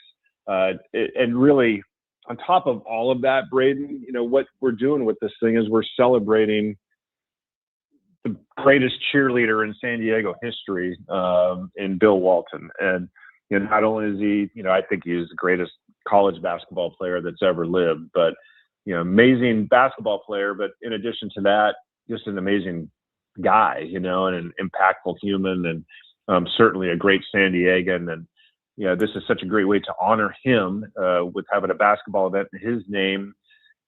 Big part of this event is to lift our local San Diego basketball programs. We've got 3 Division I programs here in USD, UCSD, and in San Diego State. And we want to help those programs grow. Nothing unites community better than sports. And this is a great opportunity to unite our community one night celebrating San Diego's basketball schools. We're excited to bring Colorado into town. They got a pretty big fan base here, an alumni base in San Diego. Plus, Bill was, you talk to anybody in Boulder, Bill played, he was very well known and loved in the Boulder community as well. I've been sent a lot of pictures of him playing ping pong with Buffs he played sitting on Ralphie, the mascot, on campus. And it's just going to be a special night. I'm wearing my tie-dye shirt right now. We're going to have a lot of Grateful Dead music going on, lava lamps, tie-dye everywhere, and a lot of special events around it. And then it's also going to benefit the Bill Walton Foundation, which was launched with the announcement of the National University Bill Walton Classic. So it's going to be a special night, November 7th. I hope get the whole community out there to enjoy it. It's going to be memorable. It's going to be special, and going to be a great night at Pechanga Arena. I know we talked about this when you guys first announced it a couple of months ago, but how did this start out? Who came up with how did the idea spur, and what really led to you guys to doing yet another basketball event? Obviously more in town for this one, but you've had success with the Rady Children's Invitational. What gave you guys the idea to really do something for a local San Diego legend? We are a creative lot, I would say, and this event was a natural. It's been an idea for a little while now. But, where it really started from also is hearing the challenges in college athletics, and how programs that aren't in the Power Four conferences, it's going to be a lot harder for them moving forward with all the amount of NIL opportunities that those Power Four schools have. Well, we want to help the local programs with that to help lift them. And, of course, San Diego State is a tremendous program, both the men's and women's side. And then USD is a great tradition and history in the Division I level. And now UC San Diego is relatively new to the Division I level. Having the women's team participate in this first year, excited about that. I'm an alum. I'm a Triton alum, and that women's program has made it to advance to the basketball, the women's NCAA women's basketball tournament. Its first 2 years of eligibility, so they're a great program. USD, really impressed with their coach and what they have going on there with their women's program. And then we want to just lift everything, and then there's no better way, I don't think, to honor Bill Walton than with this type of an event. And we're not just going to be celebrating him as a basketball player. We're going to be celebrating him as a San Diegan who loved this town, and he united communities, and he lifted people up better maybe than anyone I've ever known. And so he is this recognition is definitely overdue, and it's going to be we're going to do this event, I think, for many, many years. It's just going to be a special night, and to be able to honor him is really an honor for us. And I cannot wait until November 7th and just bring in the whole community in under the roof at Pechanga Arena. And a lot of people have asked me, why at Pechanga Arena? I think this is the perfect place to be having this event, because Bill Walton won a couple high school CIF championships in that building. He played with the San Diego Clippers. I think it's the perfect place to have the National University Bill Walton Classic. And our team has already rolled up its sleeves and going hard to work to make this one of the most unique and special events that anyone's ever been to. Yeah, it's going to be fun. November 7th again. Where can people get tickets or more information on this event? It's an easy one. Go to BillWaltonClassic.com. BillWaltonClassic.com. You can get your tickets right there. And I suggest everybody get them now, because this is going to be a hot event here in San Diego. And you guys are going to be doing a lot of other events throughout this particular deal. Anything that you can announce yet about the other things that go with this in celebrating Bill Walton as a San Diegan? There. Just know that we're diving into this thing on the Bill Walton stuff, and we're going to make it such a special night. Expect to see lots of tie-dye. Expect to hear lots of great music and lots of Grateful Dead music. You'll see tie-dye on the court, tie-dye on uniforms, tie-dye on fans, and lots of special things on. He went to Helix High School. We're going to bring Helix into this, and all the charities that he supported, they're going to come into all of this. I've been running events for 35 years now. This is going to be a special one, and one that is going to be really fun to work on and put together. So we got an incredible events group here with Sports San Diego, and it's going to be second to none, truly. Yeah, and I'm looking forward to it, and being able to see this in person. It's going to be a great time. And Mark, I will say, there's not really a time where Mark Neville's not super busy throughout San Diego, but I would imagine the summer into the fall, and then of course into the almost winter time with the Holiday Bowl. This is probably the beginning of a very busy time, and a major event is coming in 2 weeks. The one that you guys helped put together in bringing NASCAR to San Diego. It will be in Coronado next weekend on the Naval Base Coronado. Starting to get some track layouts. Some iRacing has happened for a lot of the pros. They're talking about the track. You guys are starting to set things up. But how excited are you for this event as we get closer to it? And what should people expect that have already bought tickets to the NASCAR San Diego weekend?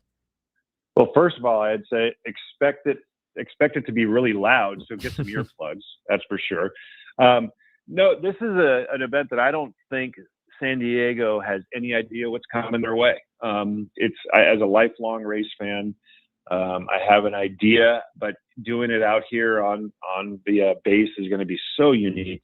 Back in 1997, and a big reason why the event is being held out of the base in Coronado, 97, the Holiday Bowl started a vintage car race that was called the Coronado Classic Speed Festival.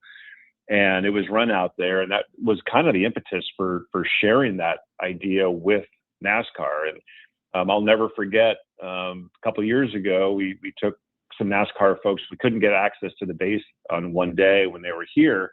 So we took them up to Cabrillo National Monument and showed them where we did it. It was a beautiful day. There was even snow in the mountains. See the Coronado Islands and the bridge, and the ocean just looked beautiful. And you just saw in the look in their eyes, like, this is where we have to do this thing. And so if you have tickets, congratulations, because you're in for quite a treat. It'll be memorable for sure.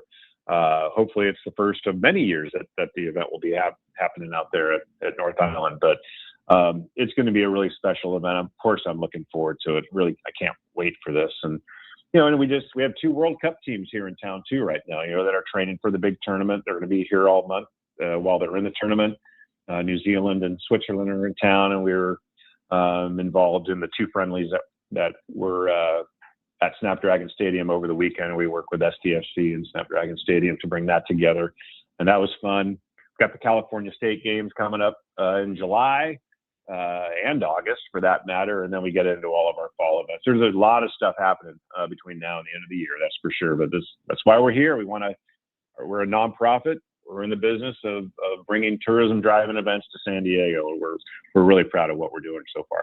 Obviously, you can't talk about all the events, and kind of the final thing, for you is for everybody that wants to go check out the events page or know what's coming up and some other cool things that are coming to San Diego that you guys put on.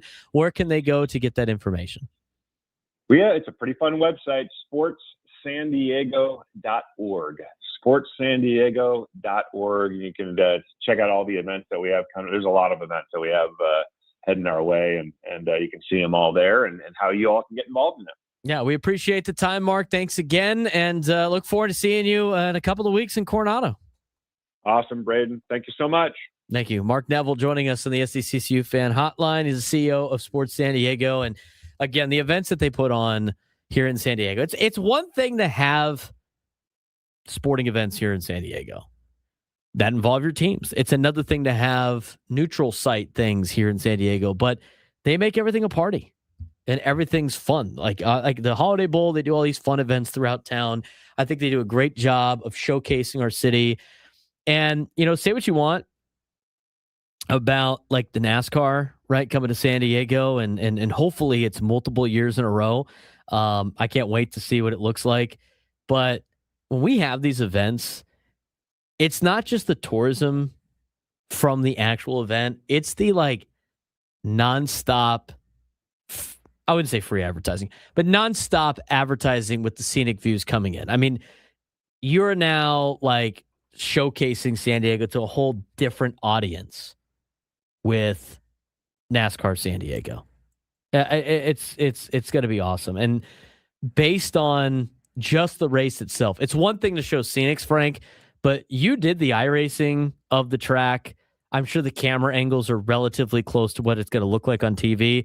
You get some great scenics of downtown San Diego and Coronado as they race the race. Oh yeah, the B-roll is going to be absolutely insane for Amazon Prime. Again, the race will be on Amazon Prime next week, so you'll need to be on Prime Video. As someone just got sent off for South Africa. I'm not sure where. I kind of just caught a glance of it. There might be a penalty kick coming from Mexico here. Less than 5 minutes into the second half.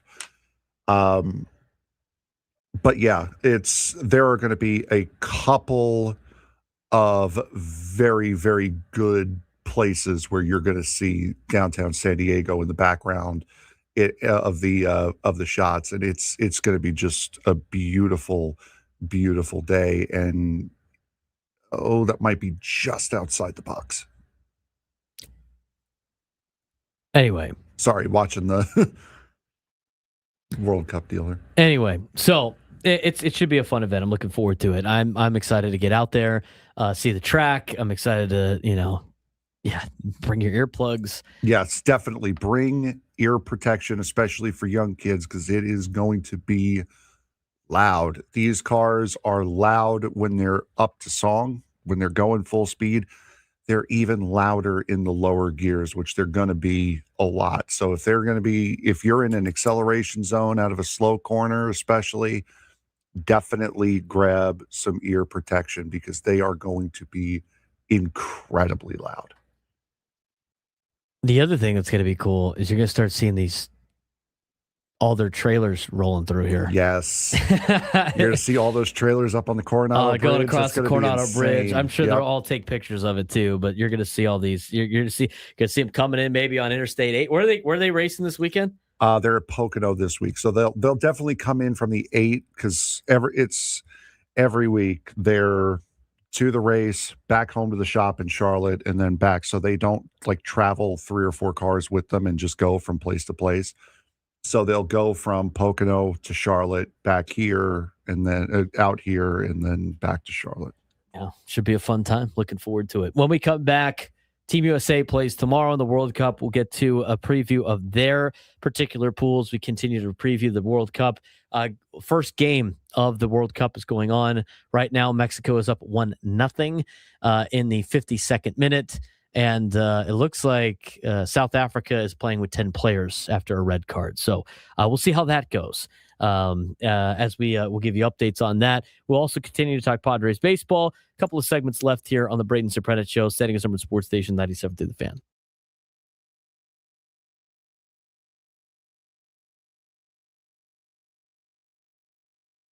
The New York Knicks are now just 2 wins away from their first NBA title in 53 years. After stealing both games in San Antonio, the Knicks are headed back to Madison Square Garden with a 2-0 series lead over Victor Wembanyama and the San Antonio Spurs. Game 1 featured another clutch takeover from Jalen Brunson, who scored 30 points and led a comeback from 14 down. Then in game 2, the Spurs erased a 14-point fourth quarter deficit and actually took the lead with less than a minute to go, but Brunson answered again.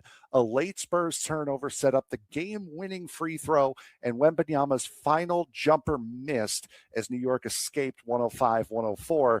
The Knicks have now won 13 straight playoff games at the time of recording and are now 2 victories away from ending their championship drought that dates all the way back to 1973. Can Wembanyama save the Spurs season, or are we witnessing the return of basketball glory in New York City? Game 3 at Madison Square Garden set for tonight at the time of recording. The 2026 NBA Finals have delivered drama, heartbreak, and history through the first 2 games. And right now, the biggest story in basketball is pretty simple. The New York Knickerbockers are 2 wins away from ending a 53-year championship drought.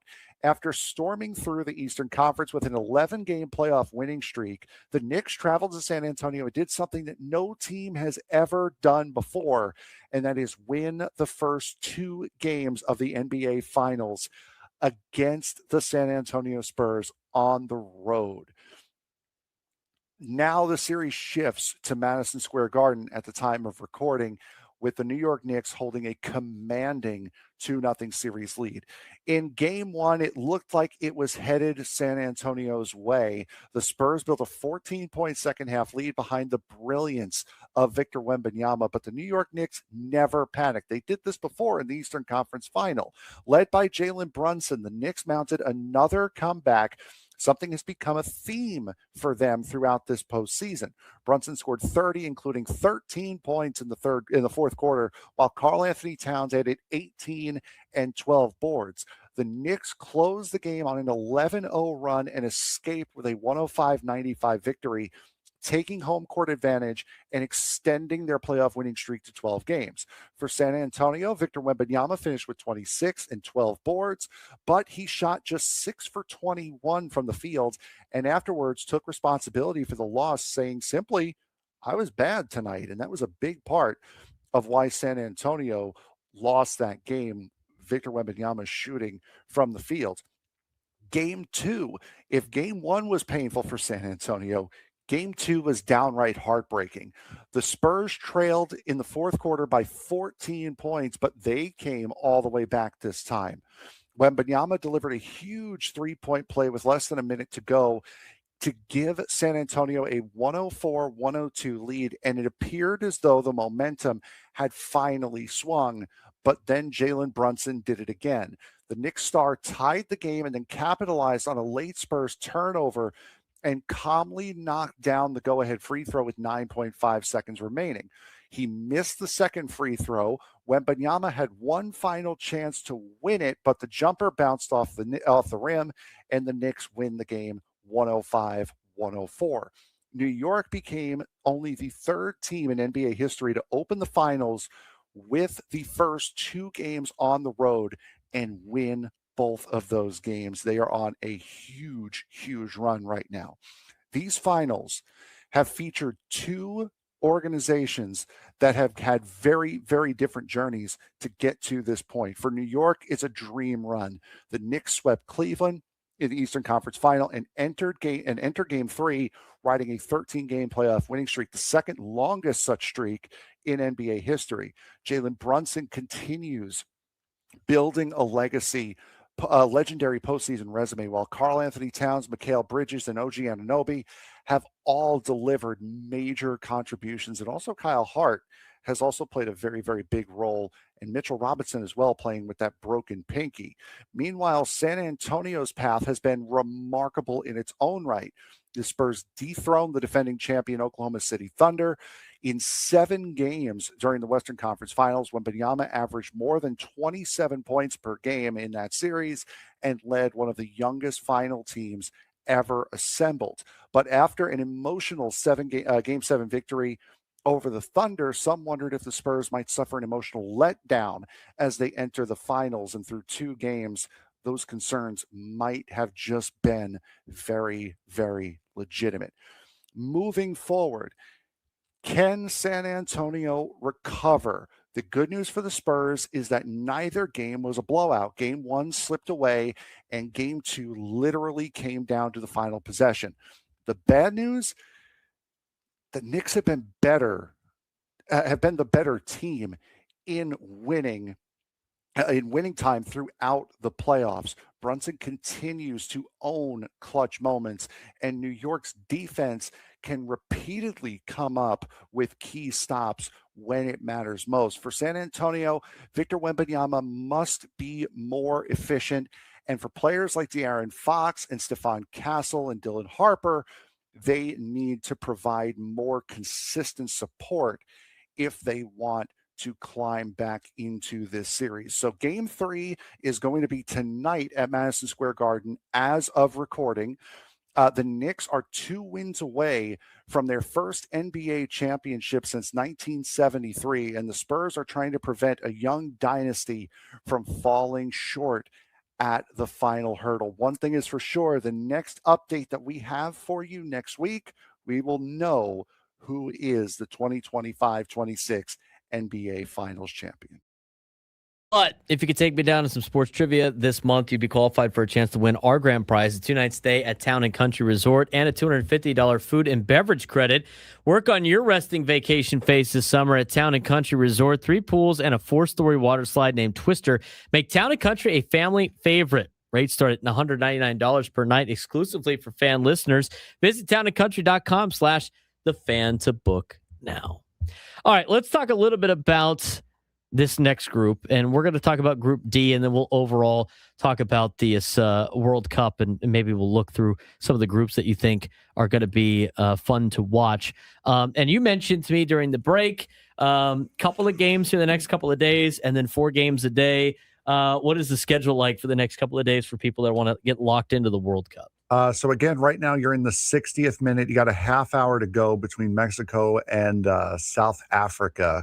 Mexico leading 1-0. South Africa got a red card within the first 5 minutes of the second half, so they are down to 10 men. Later tonight on FS1, South Korea will be playing Czechia. That will be the final game of the day. Right now, right now they're in Mexico City, I believe, where Club America plays at Mexico City. And then tonight's matchup will be in Guadalajara. Then tomorrow, to get the other two host nations highlighted, at noon on Fox will be Canada versus Bosnia-Herzegovina. That will be that'll be up in Toronto. And then the U.S. will play Paraguay at 6 p.m. tomorrow at SoFi Stadium in Inglewood. So then all the host nations are done and highlighted, ready to go.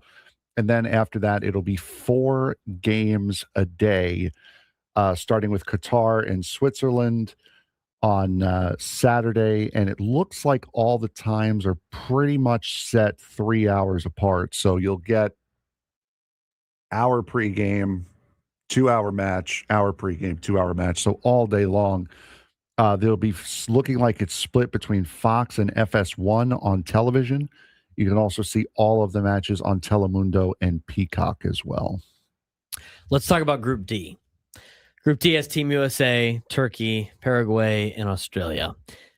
This is a pretty tough group, Frank. I mean, Yes. Team USA did not get like an easy path to the knockout rounds. I mean, outside of the traditional group of death, every team has a realistic path to the round of 32 here out of this group.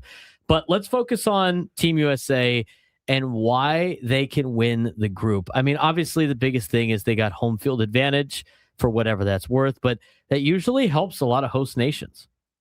It does, especially when they're kind of like one of those tweener borderline teams. Now, they have a bunch of young players. Giovanni Reyna is 23 years old. Weston McKennie played in the World Cup in Qatar in 2022. Malik Tillman is 24 years old. Timothy Weah is 26. He also played in the World Cup in 2022. Anchored by Christian Pulisic, who has spent time in MLS, is now a part of AC Milan in the Italian Serie A. So the 2022 World Cup, as it was built up for Team USA, it was a club that was getting World Cup experience for this year. It was a very, very young squad. Weah was 22. McKinney was 23. I don't believe Giovanni Reyna may have been on that squad at 19, and I'm pretty sure Tillman was not a starter, but he's expected to be this year. So last year, they had last World Cup, they really had no expectations on them or on themselves. They were trying to get right and get experience for this year. They've been a little bit iffy lately. You just lost to Germany 2-1, beat Senegal 3-2, lost 2-0 to Portugal, and lost 5-2 to Belgium here recently. So they're not coming in with the greatest run of momentum, but they are the odds-on favorite to win this group. This is the deepest American squad we've probably seen in a long time. You mentioned a lot of those, players that have already gotten some opportunity. Of course, Christian Pulisic kind of leads the way. And Pulisic's only 27. Right. Now, with that being said, one of the concerns is there is a little bit more pressure, I would imagine, on Team USA playing in the United States and having now a little bit more of expectations for this Team USA team, as they're higher than any other American team since probably 2002. But they're going to be taking on Turkey and Paraguay and Australia here in this pool. And for these countries, who's the biggest threat to Team USA in this pool? Paraguay is a very, very good squad. Usually a lot of those Central American squads, Costa Rica is another one that's usually very, very difficult for the U.S. to handle in the CONCACAF region. But Paraguay is also a very, very a thorny team for the United States. So it's a great time for the United States to get Paraguay, get them out of the way, play them early in this, and then do the best you can against Australia, which you should beat, and Turkey, who who's more or less going to give you a challenge. It's kind of like Group A with Mexico. U.S. is expected to win. Paraguay is expected to go second, but Turkey might have something to say about that. Yeah, they have a pretty high ceiling in this group. I mean, their concern is, can they consistently create chances against organized defensive teams? We'll see if they're able to do that. I think a big key match for the Team USA is they can't fall and have one against Turkey. That needs to be a win for Team USA in this pool, and they start tomorrow against Paraguay. That game will be at 3:00? 6 p.m. on Fox. Oh, 6 p.m. Pacific time? Yes. Okay. Yeah. Well, 6 p.m. here on the West Coast. So in Los Angeles, we'll see how Team USA does. But let's see if they can make it to at least make it to the knockout stage. That would be ideal. I mean, they should be able to, but that doesn't mean anything in the past, right? When it comes to U.S. soccer. Hey, USA made the semifinals in the very first World Cup. So they've done it before. It was a long time ago, but they've done it before. We'll see how they do coming up tomorrow. And then, of course, we'll keep you updated on the World Cup throughout these next month or so, each and every day on the show. We'll kind of give you updates as play goes on. Mexico currently, again, leading. South Africa 1-0. They have South Africa's down to 10 players as they get to the 63rd minute in action. When we come back to baseball, there's some news and notes around Major League Baseball from last week that we haven't gotten to yet, as well as some other things that involve the Padres and what Joey Votto said about Manny Machado and what he has seen out of his swing. Plus, we got an update in the score. We'll get to that when we get back on the Braden Surprenant Show, San Diego Sports Station 97 through the Fan.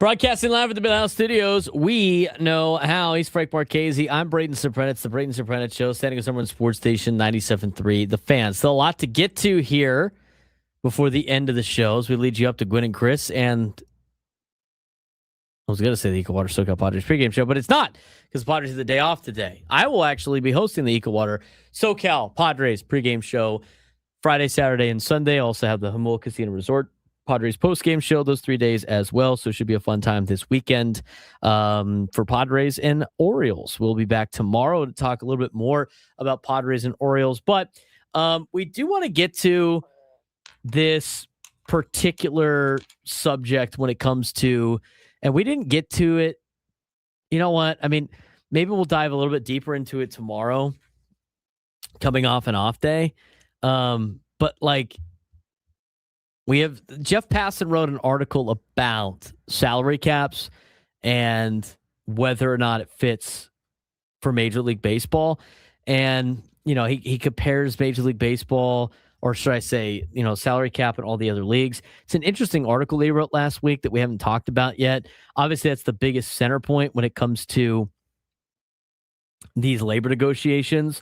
So we might address that a little bit more tomorrow. I do want to get to, though, you know, Manny Machado. And I know this has been a exhausted talking point for the last couple of weeks. I like the way he's hit the ball the last couple of days. I still think he has put together some at-bats that haven't been that spectacular in terms of like decisions on pitches. But at the end of our interview with Bob Scanlan, Frank, I mean, he kind of alluded to everything that's going on, quote, in the heat of the battle, and how easy it is for guys to steer away from what the scouted approach needs to be. And honestly, like after hearing that from Bob Scanlan, I'm not like that surprised that a lot of players on this Padres offense haven't gotten off to really good starts. Yeah, we've seen that over the last couple of years as well. Some guys that just have not gotten off to good starts and being able to hit the ball as they need to.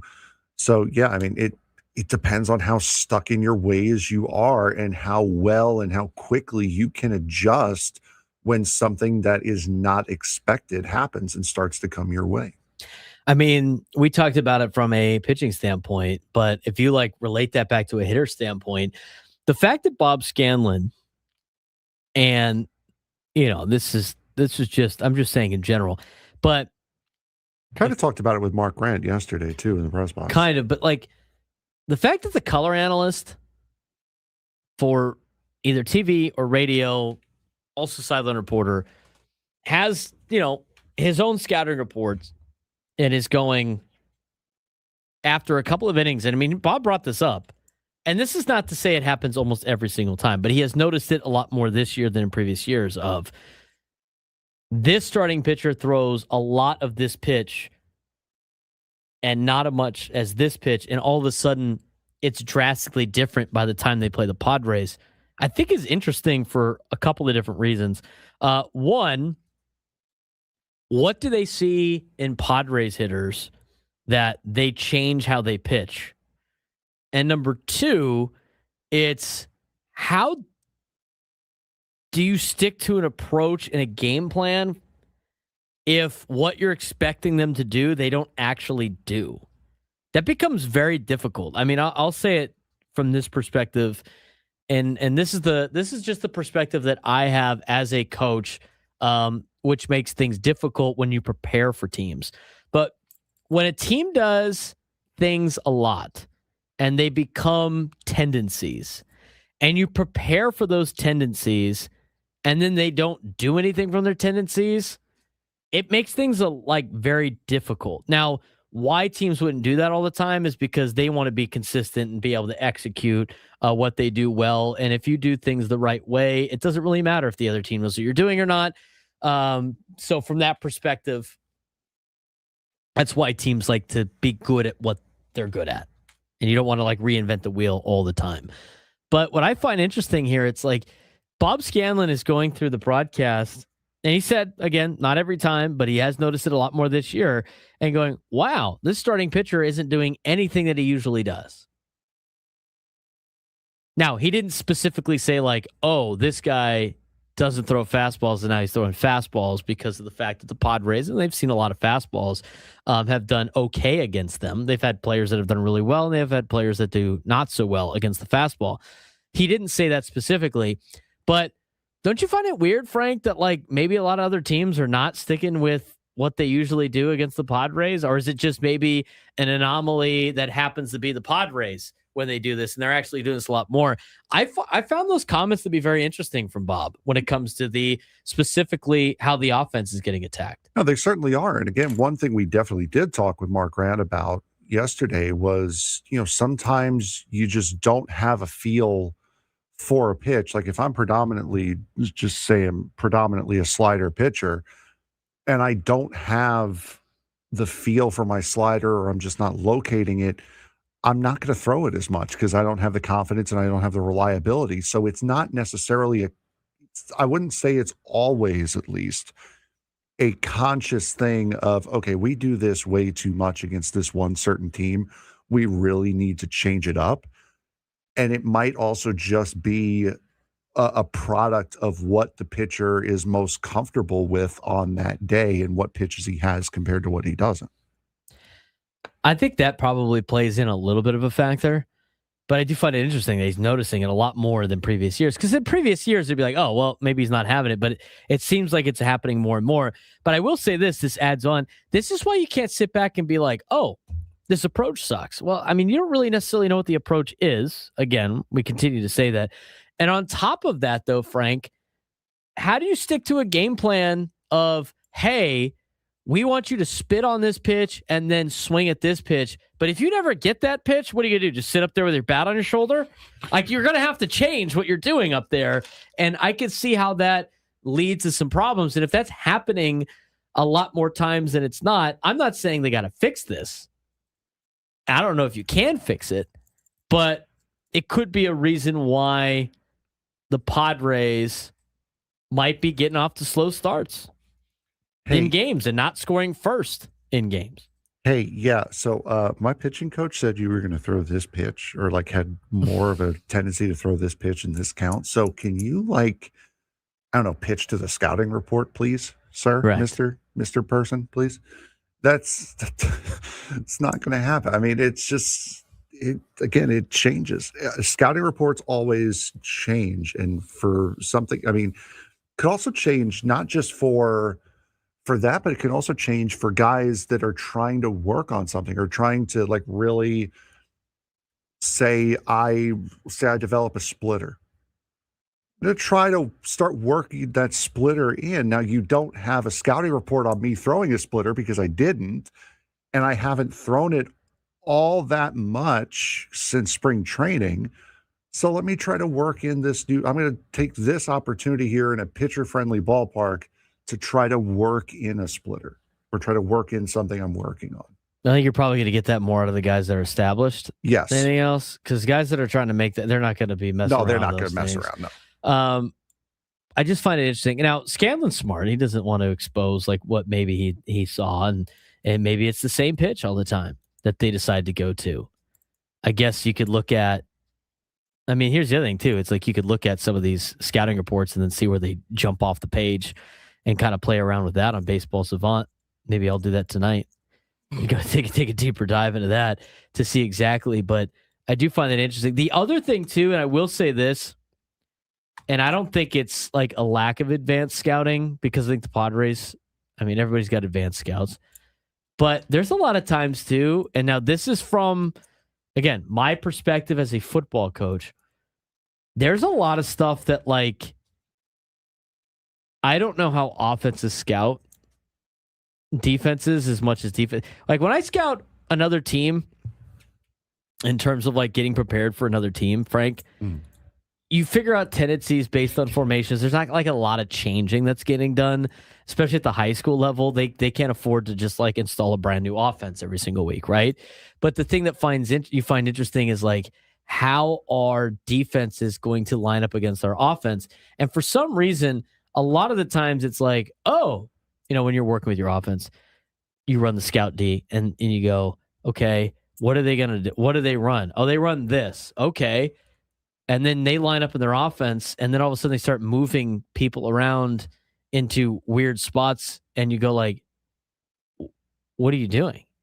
And they're like, well, that's how they're going to line up against us. And it's just like, well, that doesn't make a lot of sense. There's like, you got 2 gaps open over here, and you don't have this covered. Like, no sensible D coordinator is going to do that. And then the game happens, and you're like, oh, son of a gun. They didn't do that.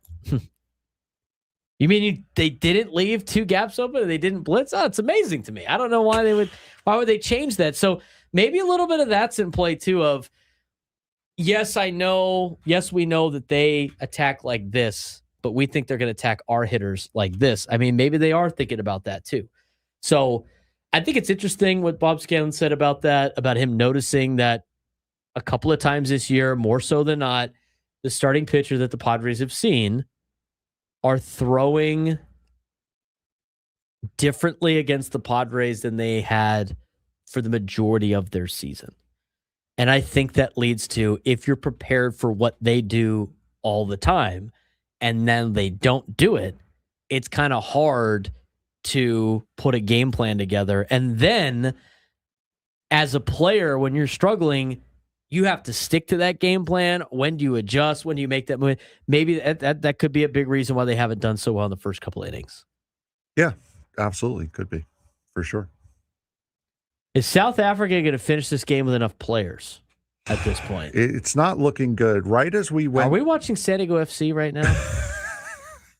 Right before we went to break, literally as we were going to break, as Braden was throwing to break, Raul Jimenez scored for Mexico, making it 2-0, and now South Africa is down to 9 men as they just got another red card, and I believe those 2 players are suspended for the next match now, so they are going to miss. There's 5 minutes left. We're going into the 87th minute before added time, so this match is well and truly over, as Mexico, by the way, they're showing it on television now, will play Thursday, the 18th against South Korea, and then the next Wednesday, the 24th, I think it said, against Czechia. So you have Mexico today, next Thursday, and the Wednesday following that.